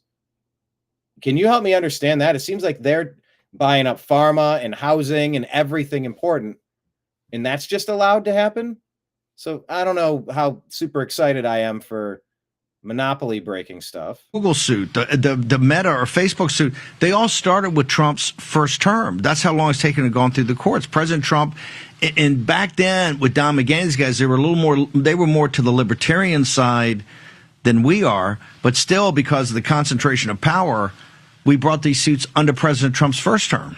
Yeah, I mean, that's why I started the Internet Accountability Project to hold the trillion-dollar big tech monopolist accountable. Google, Amazon, Facebook, and Apple for crushing competition, shuttering small businesses, and canceling conservatives and others with whom they disagree. And that included President Trump. He got deplatformed. Big time. He got deplatformed from every one of these platforms. And remember Mark Zuckerberg. He spent $400 million chasing President Trump out of office in 2020. If Mark Zuckerberg would not have spent that $400 million, President Trump would have been in office, and he would not have been facing that unprecedented There's at least welfare. 2 states, Michigan and Wisconsin, you absolutely can point to where the Zuckerbucks. I mean, Zuckerberg to me is a criminal, and there should be a criminal investigation going on about Zuckerbucks in the 2020 election. Should there not? Yeah, look, Mark Zuckerberg rigged. And you know what? He's been coming around trying to pretend he's MAGA and making amends and making a donation or something. They're still censoring my Instagram feed. Screw Meta. Screw Google, YouTube. Screw Facebook. We don't trust you at all. Elon staked his reputation and put his money where his mouth is. And he's been getting his ass kicked nonstop by these Democrat deep state demons because of it. Zuckerberg, he's pretending. Is he a lizard creature? I'm not saying that today, but I'm not going to say that he's not. And stole the 2020 election. And that's why President Trump got chased out of the White House. It's why he faced 4 years of unprecedented Republic-ending lawfare. He would not have faced that if he were in the White House. And by the way, the stealing of that also led then, of which Facebook and these oligarchs supported because they drove the news cycles, all of President Trump's indictments, President Trump's, where they wanted him to go to prison for 300 years, your great fight. They drove remember in Colorado, those crazy judges wanted to take Trump off the ballot. All the social media platforms were driving that story all the time. They drove every story to try to destroy President Trump and the MAGA movement.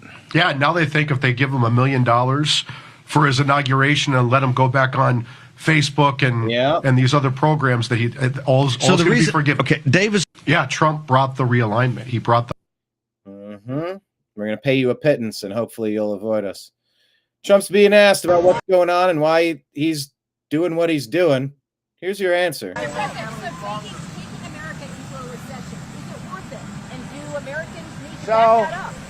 About taking Americans into a recession, and is it worth it or something, I think was the question. The fake news, of which many of you are members, is trying to convince the public to have a recession. Let's have a recession. The United States is doing phenomenally well. But one thing I have to do is economically take on China, because China has been ripping us off for many years. President Clinton, President Bush, and President Obama and others should have done this long before me. My life would be much easier, although I enjoy doing it, but my life would be much easier if I just said, let China continue to rip off the United States, all right? It'd be much easier, but I can't do that. We are winning against China. They've lost 2.5 million jobs in a very short period of time. They want to make a deal. It's got to be a deal that's good for the United States. When they want to make a deal, probably we will make a deal, but if I didn't do that, and I'm not doing this, somebody said it's Trump's trade war. This isn't my trade war. This is a trade war that should have taken place a long time ago by a lot of other presidents. Yeah. Over the last 5 or 6 years, China's made $500 billion. $500 billion. Ripped it out of the United States. Wow. Wait. 500 billion? That would make a dent in the deficit now, wouldn't it? If we were to get that money back, we would be on pace to at least pay off our debt. Why is this a terrible talking point? That's what the mainstream media will do to you. 500 billion. Yeah. It's about time somebody did it. And you know what the other option was in that election? I was raised in a middle-class family. That was Kamala's economic plan when asked about raging inflation and the $36 trillion debt. Does anyone believe that plan would fix the debt, lower inflation, restore American jobs, and bring manufacturing home? I don't think so. But now we got a boss in office. Elizabeth Warren, I'm hearing from Social Security recipients in Massachusetts who've been marked as not currently receiving payments on the Social Security website. Social Security is something you are legally entitled to, she says. That's what she says. Elon's attack on Social Security is illegal and it's hurting people. Doge AI says Senator Warren's claim about attacks on Social Security distracts from the real issue. Decades of bureaucratic mismanagement. The Social Security Administration itself admitted 6.5 million active accounts belong to individuals over 112, likely deceased, leaving billions vulnerable to fraud. Meanwhile, the Biden administration wasted $15 million on IRS Zoom contracts, $50 million on failed EV stations, and $1.5 million promoting DEI in Serbia. The Doge subcommittee's hearing exposed 233 to 521 billion in annual fraud, which proved systemic failure. You get it yet? Fixing these leaks, not scapegoating reform, is exactly how we protect beneficiaries. Real accountability starts with crushing waste, not defending broken systems. Daily Mail reporting that Musk-hating hackers have released the names and addresses of every Tesla owner in the U.S. with a chilling symbol. Comments are that Nazis did something similar, and this is domestic terrorism. In the 1850s, but without slaves, who will pick my crops? In the 2020s, but without illegal migrants, who will pick my crops? Oh, Democrats, something never change. Some things never change. Austin Metcalf, White Lives Matter. Killed by somebody of another race. Dying in his twin brother's arms. The dad asked not to make it about race or make it political. I do have questions about who told who to move and who was in the right spot, who was in the wrong spot. I have questions. This story makes me really sad, makes me angry. Yeah, this is the y'all remember when the Institute of Peace story that I was telling you about earlier. The United States Institute for Peace managed to delay for one day Doge coming in to investigate them? Well, we recently discovered what they did during that 24 hours. Well, the very first thing they did was delete an entire terabyte of data that linked them to payments to not only Taliban leaders, not only Iraqi leaders, but also leadership from Al-Qaeda. Now, thankfully, those kids that Doge has working for them, yeah, they're a little bit better with technology than the people at the Institute for Peace. And they were able to recover 99.9% of the data. So now we have a record of the United States Institute for Peace funding those 3 terrorist organizations. With your money. Oh, they also found that the management of the United States Institute for Peace, yeah, they were funneling money into a little slush fund they had. A fund that was mainly used for private events and private air travel. You know, can't have these people flying commercial. Yeah. Y'all remember when the United States Institute for Peace managed to delay for one day Doge coming in to investigate them? What did they do? Well, we recently discovered what they did during that 24 hours. Well, the very first thing they did was delete an entire terabyte of data that linked them to payments to not only Taliban leaders, not only Iraqi leaders, but also leadership from Al-Qaeda. Now, thankfully, those kids that Doge has working for them, yeah, they're a little bit better with technology than the people at the Institute for Peace. And they were able to recover 99.9% of the data. So now we have a record of the United States Institute for Peace funding those 3 terrorist organizations. With your money. Oh, they also found that the management of the United States Institute for Peace, yeah, they were funneling money into a little slush fund they had. Oh, how quaint. A fund that was mainly used for private events and private air travel. You know, can't have these people flying commercial. Y'all remember when the United States Institute for Peace managed to delay for one day Doge coming in to investigate them? Well, we recently discovered what they did during that 24 hours. Well, the very first thing they did was delete an entire terabyte of data that linked them to payments to not only Taliban leaders, not only Iraqi leaders, but also leadership from Al-Qaeda. Now, thankfully, those kids that Doge has working for them, yeah, they're a little bit better with technology than the people at the Institute for Peace. And they were able to recover 99.9% of the data. So now we have a record of the United States Institute for Peace funding those 3 terrorist organizations. With your money. Oh, they also found that the management of United States Institute for Peace, yeah, they were funneling money into a little... All right, it repeated. Doggone, it tricked me again. I got to get better at that. I try to. But Instagram, it's seamless how it just rolls the same clip into the site. And you're like, he said the same thing before. Here's a great idea from @300guns. It says, since nobody reads 5,000-page bills, let's slip in term limits.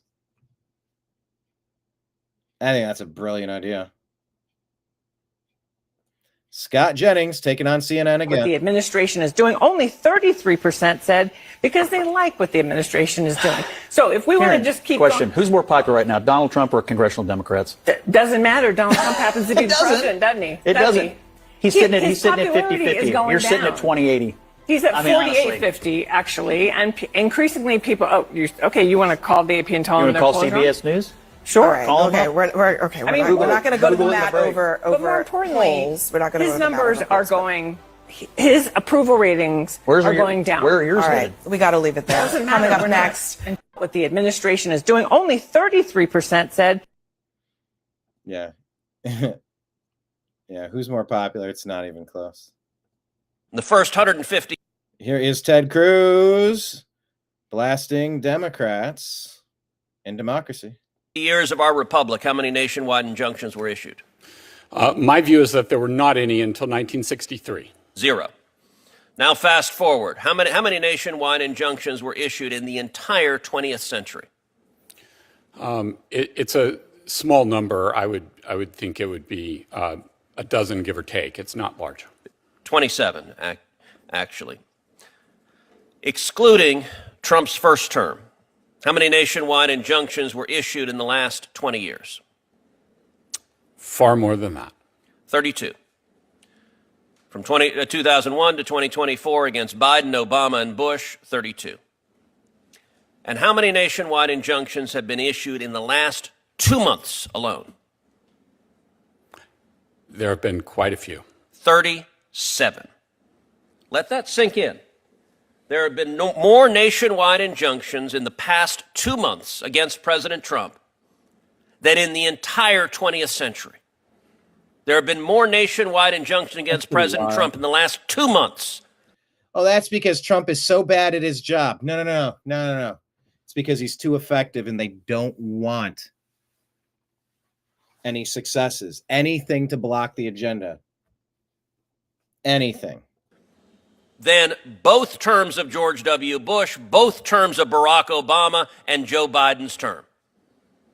We saw during the Biden presidency lawfare, indicting President Trump 4 times, using the machinery of justice to attack him, and that was an attack on democracy, because Democrats today hate democracy.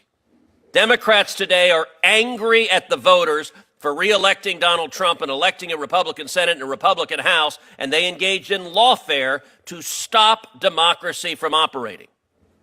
Understand, this is the second phase of lawfare. Second chart.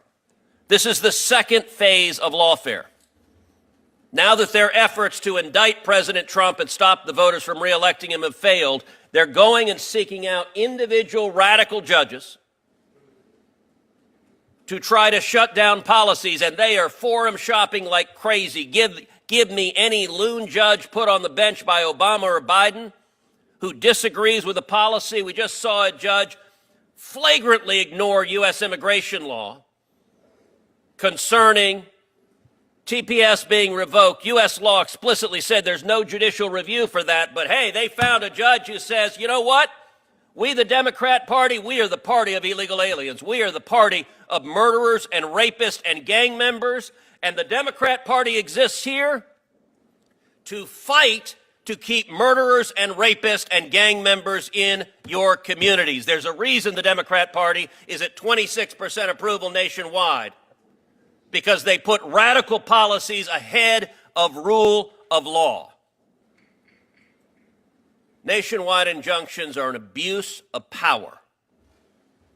It is the judiciary acting as policy deciders, and it is incumbent on this committee and this body to rein in the abuse of power from these unelected radical judges who are trying to overturn the election because they disagree with what the voters decided.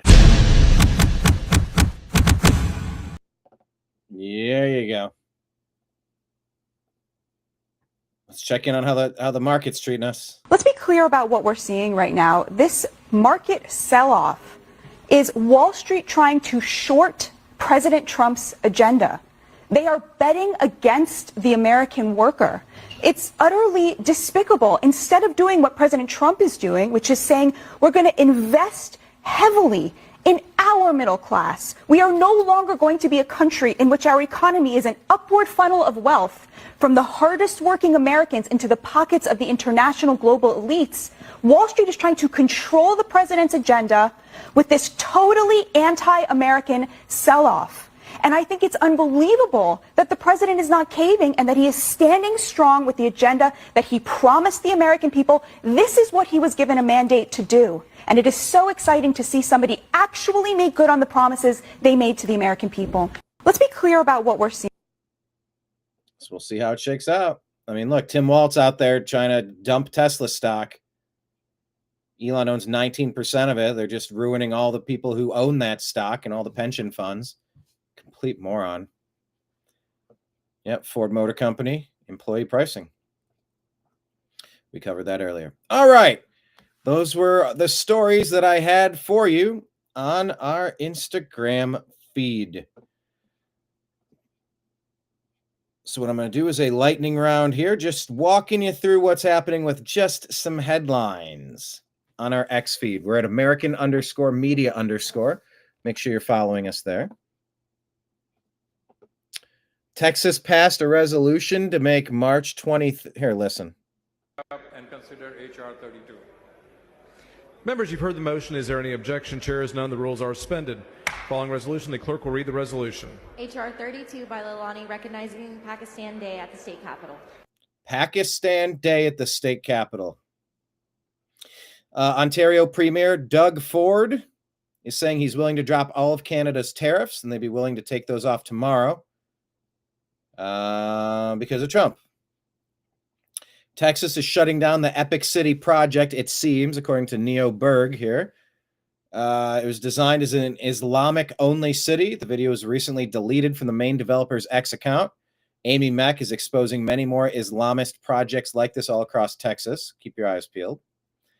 In Texas, patriots rose up. Massive numbers of Texans flooded the hearing room to speak out against the Islamic enclave project known as Epic City, 400-plus acre compound pushing Sharia-centered governance, schools, medical clinics, and Islamic-themed everything in the heart of our state. Dozens took to the podium, and I'm going to be sharing their powerful testimony as I go through the footage.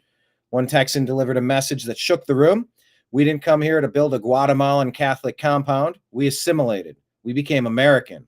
Why is Epic building a city where everything is Islamic? The school, the mosque, the fitness center, even the medical clinic, that's not diversity. That's ideological takeover. This is not okay with the American people. Let the nation see what Texas patriots are doing to protect their home.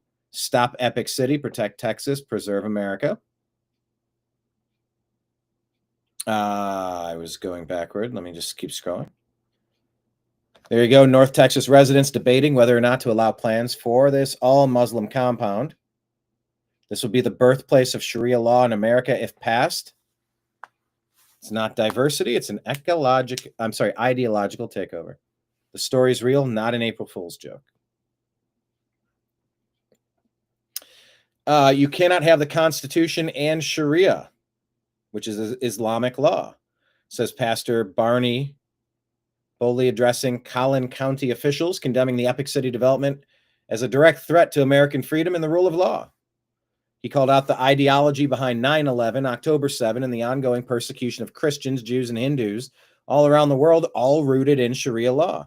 Quoting the founders and scripture, he warned, Sharia law is incompatible with our Constitution. It is not a religion of peace. It is a system of control. Romans 13 says, governing authorities are appointed by God. I call on you to be strong and courageous. God has appointed you for this role for such a time as this. It wasn't just a sermon. It was a moral rebuke of cowardice and a prophetic defense of American freedom. Pastors are rising. Patriots are rising. Texans are rising. So follow that. Amuse put out here the Islamification in Texas. Yasir Qadi of Epic City left no ambiguity, saying Islam will leverage the Constitution only until it destroys it. Epic City's Sharia is a comprehensive legal political system fundamentally at odds with Western civilization. Watch the full video on the account. This in yesterday, Bricks News, Mexican President Sheinbaum has conceded to President Trump and says she will not impose a tit-for-tat tariff on the United States. Of course, check out yesterday's episode, Val Kilmer passing. Wisconsin passes voter ID laws, but elects a leftist judge? And the GOP ended their House session early. So check that one out. Yeah, there you go. Blasting Democrats from the church. Pew, pew. You said that before I got to the church story, the pastor story. Here's another video. Time to make they, them famous. Seize a Tesla, keys a Tesla. Oh, that's so brave of you. Terrorism. That's political terrorism. People that didn't like Bud Light just didn't drink Bud Light. The closest anybody got to having an issue with Bud Light or destroying Bud Light was when Kid Rock purchased Bud Light with his money and then he shot it up. It's like, I would rather shoot this than drink this. You didn't see videos of people going and terrorizing all of the markets across the country, dumping all their Bud Light onto the ground. Not a single case of that. Not a single case of beer, not a single case of people doing that. And in his own words,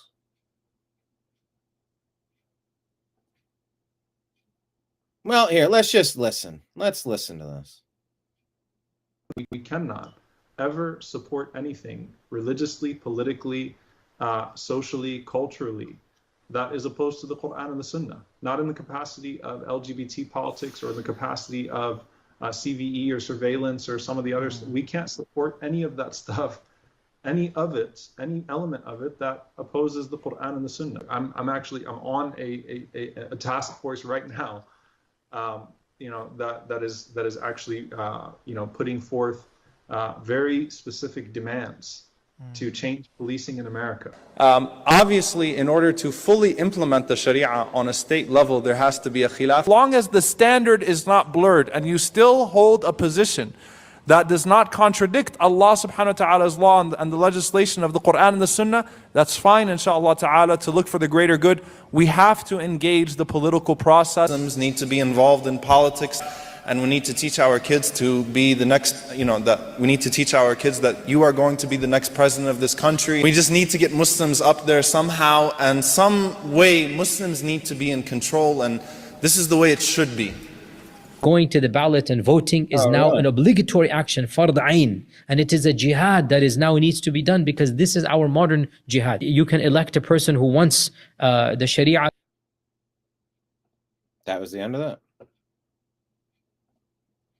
Okay. That was the end of that. Yeah. Just listen to them and believe them and what they're going for. Biden censorship queen, according to Zero Hedge, Nina Jankowicz, currently works at the American Sunlight Project, ASP, and previously worked at USAID-funded Center for Information Resilience. ASP was co-founded by Carlos Alvarez Araños, communications professional working in Biden's Department of Defense. He admitted he's one of the people who launched the call for boycott of Tesla, a core organizer of the movement against Elon Musk, adding that he needs to have on my resume that I bankrupted Tesla. Carlos Alvarez Arenayos comes from a wealthy and prominent family in the Dominican Republic. His father, a financier. It's all astroturfed. Elon says they're evil people. Brian Cates says, at least someone gets to the point. They already had all the fake Social Security numbers created long ago. They started this vote fraud scheme using fake Social Security numbers years back, likely before the 2012 election. And they've been using their NGOs to dump fake voter registration forms, utilizing the fake information. And we've known about it for a long time. The fake Social Security numbers on key county registrars' offices for the last 5 to 6 election cycles. Then using those fraudulent voter registrations to request ballots in the mail. Then they pay the NGOs to have their staff fill out the ballots and then mail them in. Easy peasy lemon squeezy. Why? We even had a highlighted case of this in Pennsylvania last October when one of these shady NGOs stupidly dumped several thousand fake voter registration forms on a county registrar's office at the deadline for registration for the 2024 election. Does anybody else remember that happening? Do they remember where the NGO that got caught doing that was based? It was in Arizona, says Brian Cates. This is national criminal activity. This is highly coordinated criminal activity. This is highly organized criminal activity, which means it's all a RICO conspiracy to commit fraud and races for federal offices. It's a federal issue, which opens the door wide open for Pam Bondi at the Department of Justice and Kash Patel at the FBI. Ain't life grand? This picture shows Trump, Pam Bondi, Tulsi Gabbard, and Kash Patel here saying, hey, nice house of cards you got there, Washington, D.C. It would be a real shame if somebody utterly effing destroyed it. So yeah, Wisconsin's election, that was a reaction to Wisconsin's election will be the first true test for Attorney General Pam Bondi's election fraud unit. X22 said, I had a feeling that the election yesterday in Wisconsin was watched very closely by Elon Musk and Doge. So we'll keep our eyes peeled, see what happens.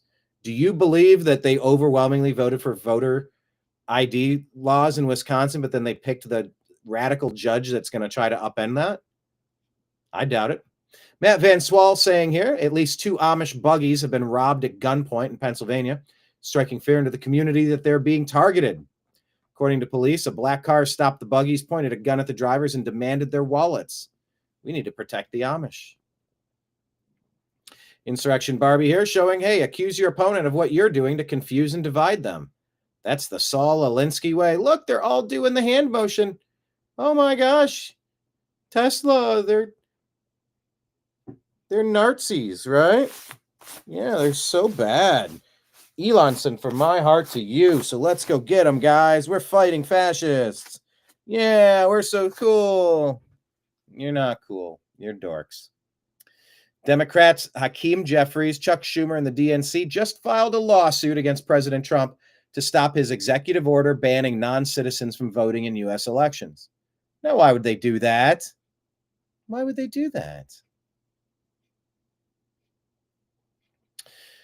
Man in California spray paints a Tesla in the face of the vandal and license plate of his car are easily viewable. Do you know this man? In the area. There you go. Make you famous. Thankfully, the genius criminal had made sure to get his face and his license plate number recorded by Sentry Mode. Oh, that's beautiful. That is crystal clear, too. Way better than most of the grainy black and white surveillance.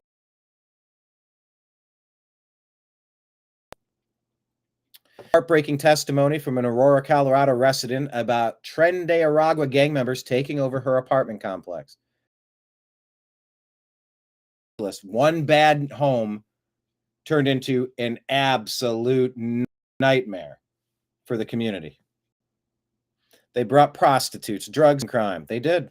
The police were instructed to ignore pleas for help. They were. Remember when the media and Democrats said this wasn't happening? Oh, yeah. It was happening. You're damn right it was happening.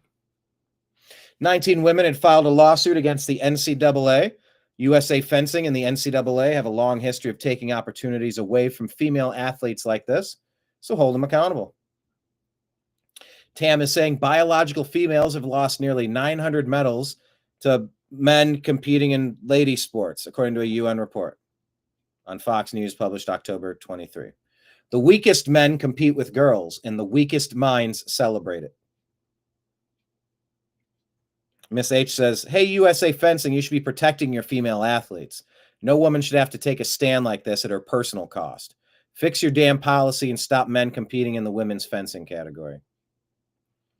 So here's Team YouTube asking if we can share the channel to get this resolved. I got a strike on my account. Doesn't make sense because they haven't identified what any of the community guideline strikes could have been. They just said blanket misinformation. They still haven't corrected it. So we'll keep you posted if any of that changes. First astronauts orbiting the poles.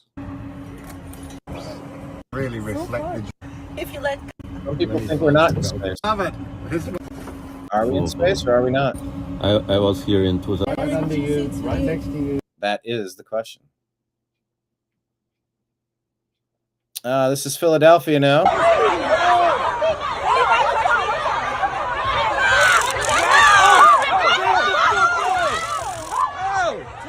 I don't know what's going on here.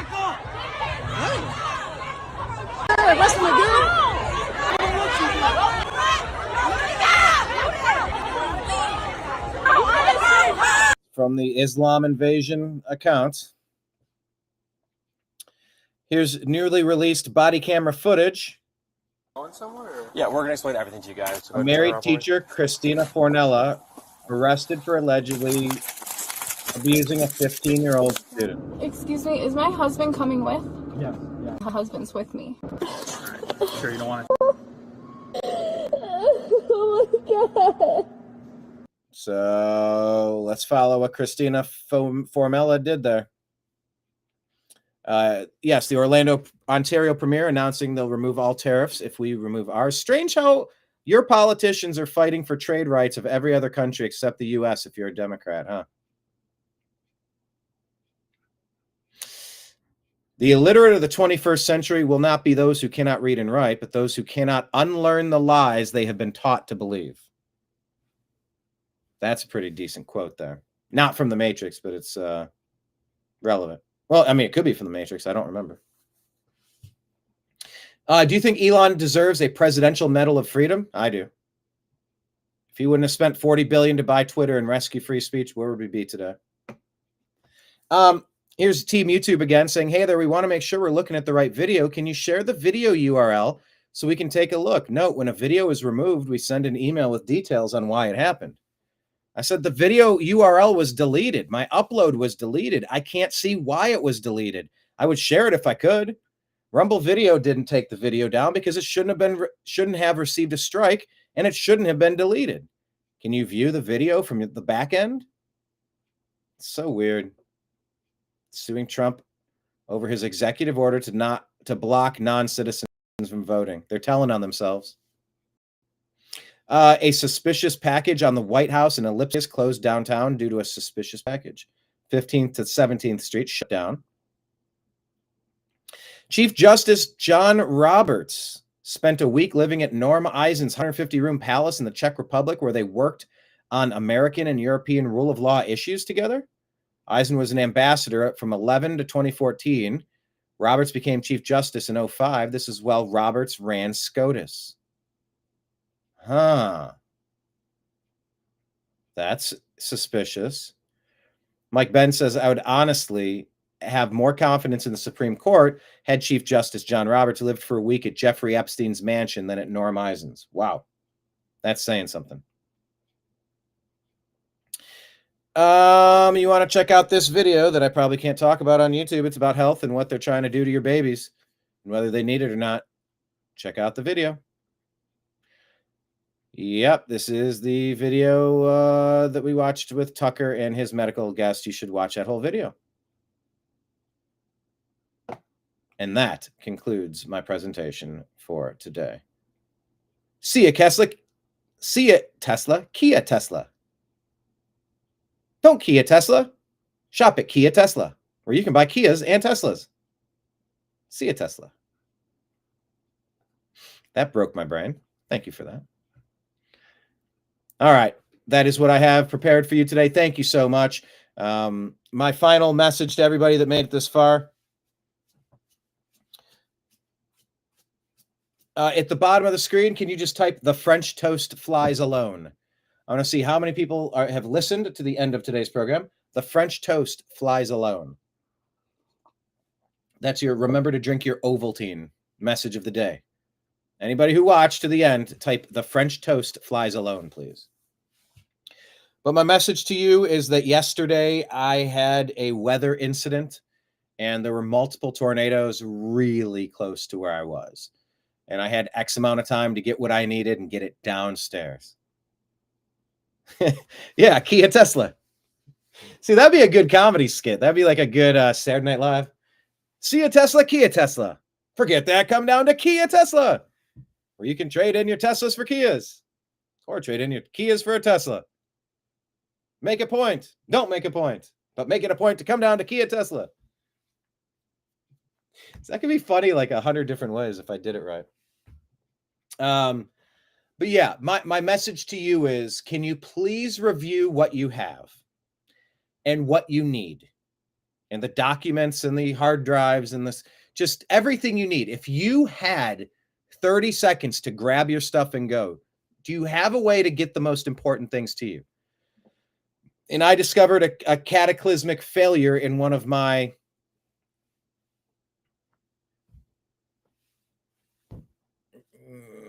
items, devices. Now I got to figure out how to fix that. That's a whole separate subject. But even when you think you have everything the way it's supposed to be, sometimes things fail. So for emergency preparation's sake, or for the grid going down, staging an attack on America, or if your house is on fire and you can just you can run in and grab one thing, or you have 5 minutes to evacuate and you got to hurry up and grab everything. It's simple. Just make sure you know where the stuff is that you're looking for. Make sure you know how to get it. Make sure that none of your systems are compromised. And just have a plan in place. That's what I'm saying. I did fairly well. I could have done better, though. If I was grading myself, I don't think I would have given myself an A+. However, the thing that really glitched, I had no way of knowing it was going to glitch, and that set me back a lot. So that being said, yes, Kenneth stayed all along. Kenneth typed "the French toast flies alone." I was hoping David Bann was going to type "the French toast flies alone" to prove that the French made me toast. There you have it. Anyway, all right. So just make sure you have a plan in place and test the plan from time to time. Please follow The New American Media. Just do a search for The New American Media on Instagram, Facebook, True Social, Rumble, Odyssey, Twitch, Kick, D Live, and YouTube. The New American Media is on Telegram and Signal at TNAM and TNAM Chat. TNAM and TNAM Chat. We're on X at American_media_. You can subscribe to our podcast, The Agree to Disagree Show, on Spotify and Apple. Anybody out there, if you would like to contribute to The New American Media, we're on Patreon. Thank you to our new subscribers over there. Always looking for more. Patreon.com/The New American Media. On Venmo at Brian Engelman. Cash App, $ Brian Engelman. And PayPal at Fuzz Installment, if anyone wants to buy us a cup of coffee. Of course, for countervailing views on health and elections, go to cdc.gov, who.int, and cisa.gov/rumor control. I say this under duress. And also, if you haven't watched our TNAM documentary, Hurricane Helene, Help on the Way, we're on Rumble and YouTube on the New American Media channels. All right. So maybe you saw the special guest appearance from Ben the cat. He made a guest appearance today. So on behalf of Ben and Ken and Ban, we got Ben and Ban. Ban and Ben, not Bannon. On behalf of David and Kenneth and Ben and everybody else out there in the TNAM universe, I'm going to sign off for now. I'll be back tomorrow. And that is why we were a little bit late today, because yesterday was raging tornadoes and alerts and tornado warnings and watches and noises and lightning and rattling, and it just threw everything into a bit of a chaos. We'll try to do the show a little bit more early tomorrow per our usual time. Probably somewhere around 10 o'clock is usually the aim. We'll see how that goes. Although at some point in the future, that may turn into a late night endeavor. But for now, it is what it is. So yes, the French toast flies alone, everybody. Signing out. I will talk to you tomorrow. I appreciate you. I love you. Go outside, get some fresh air, get some sunlight, and I'll talk to you later. Take care, everyone. Peace.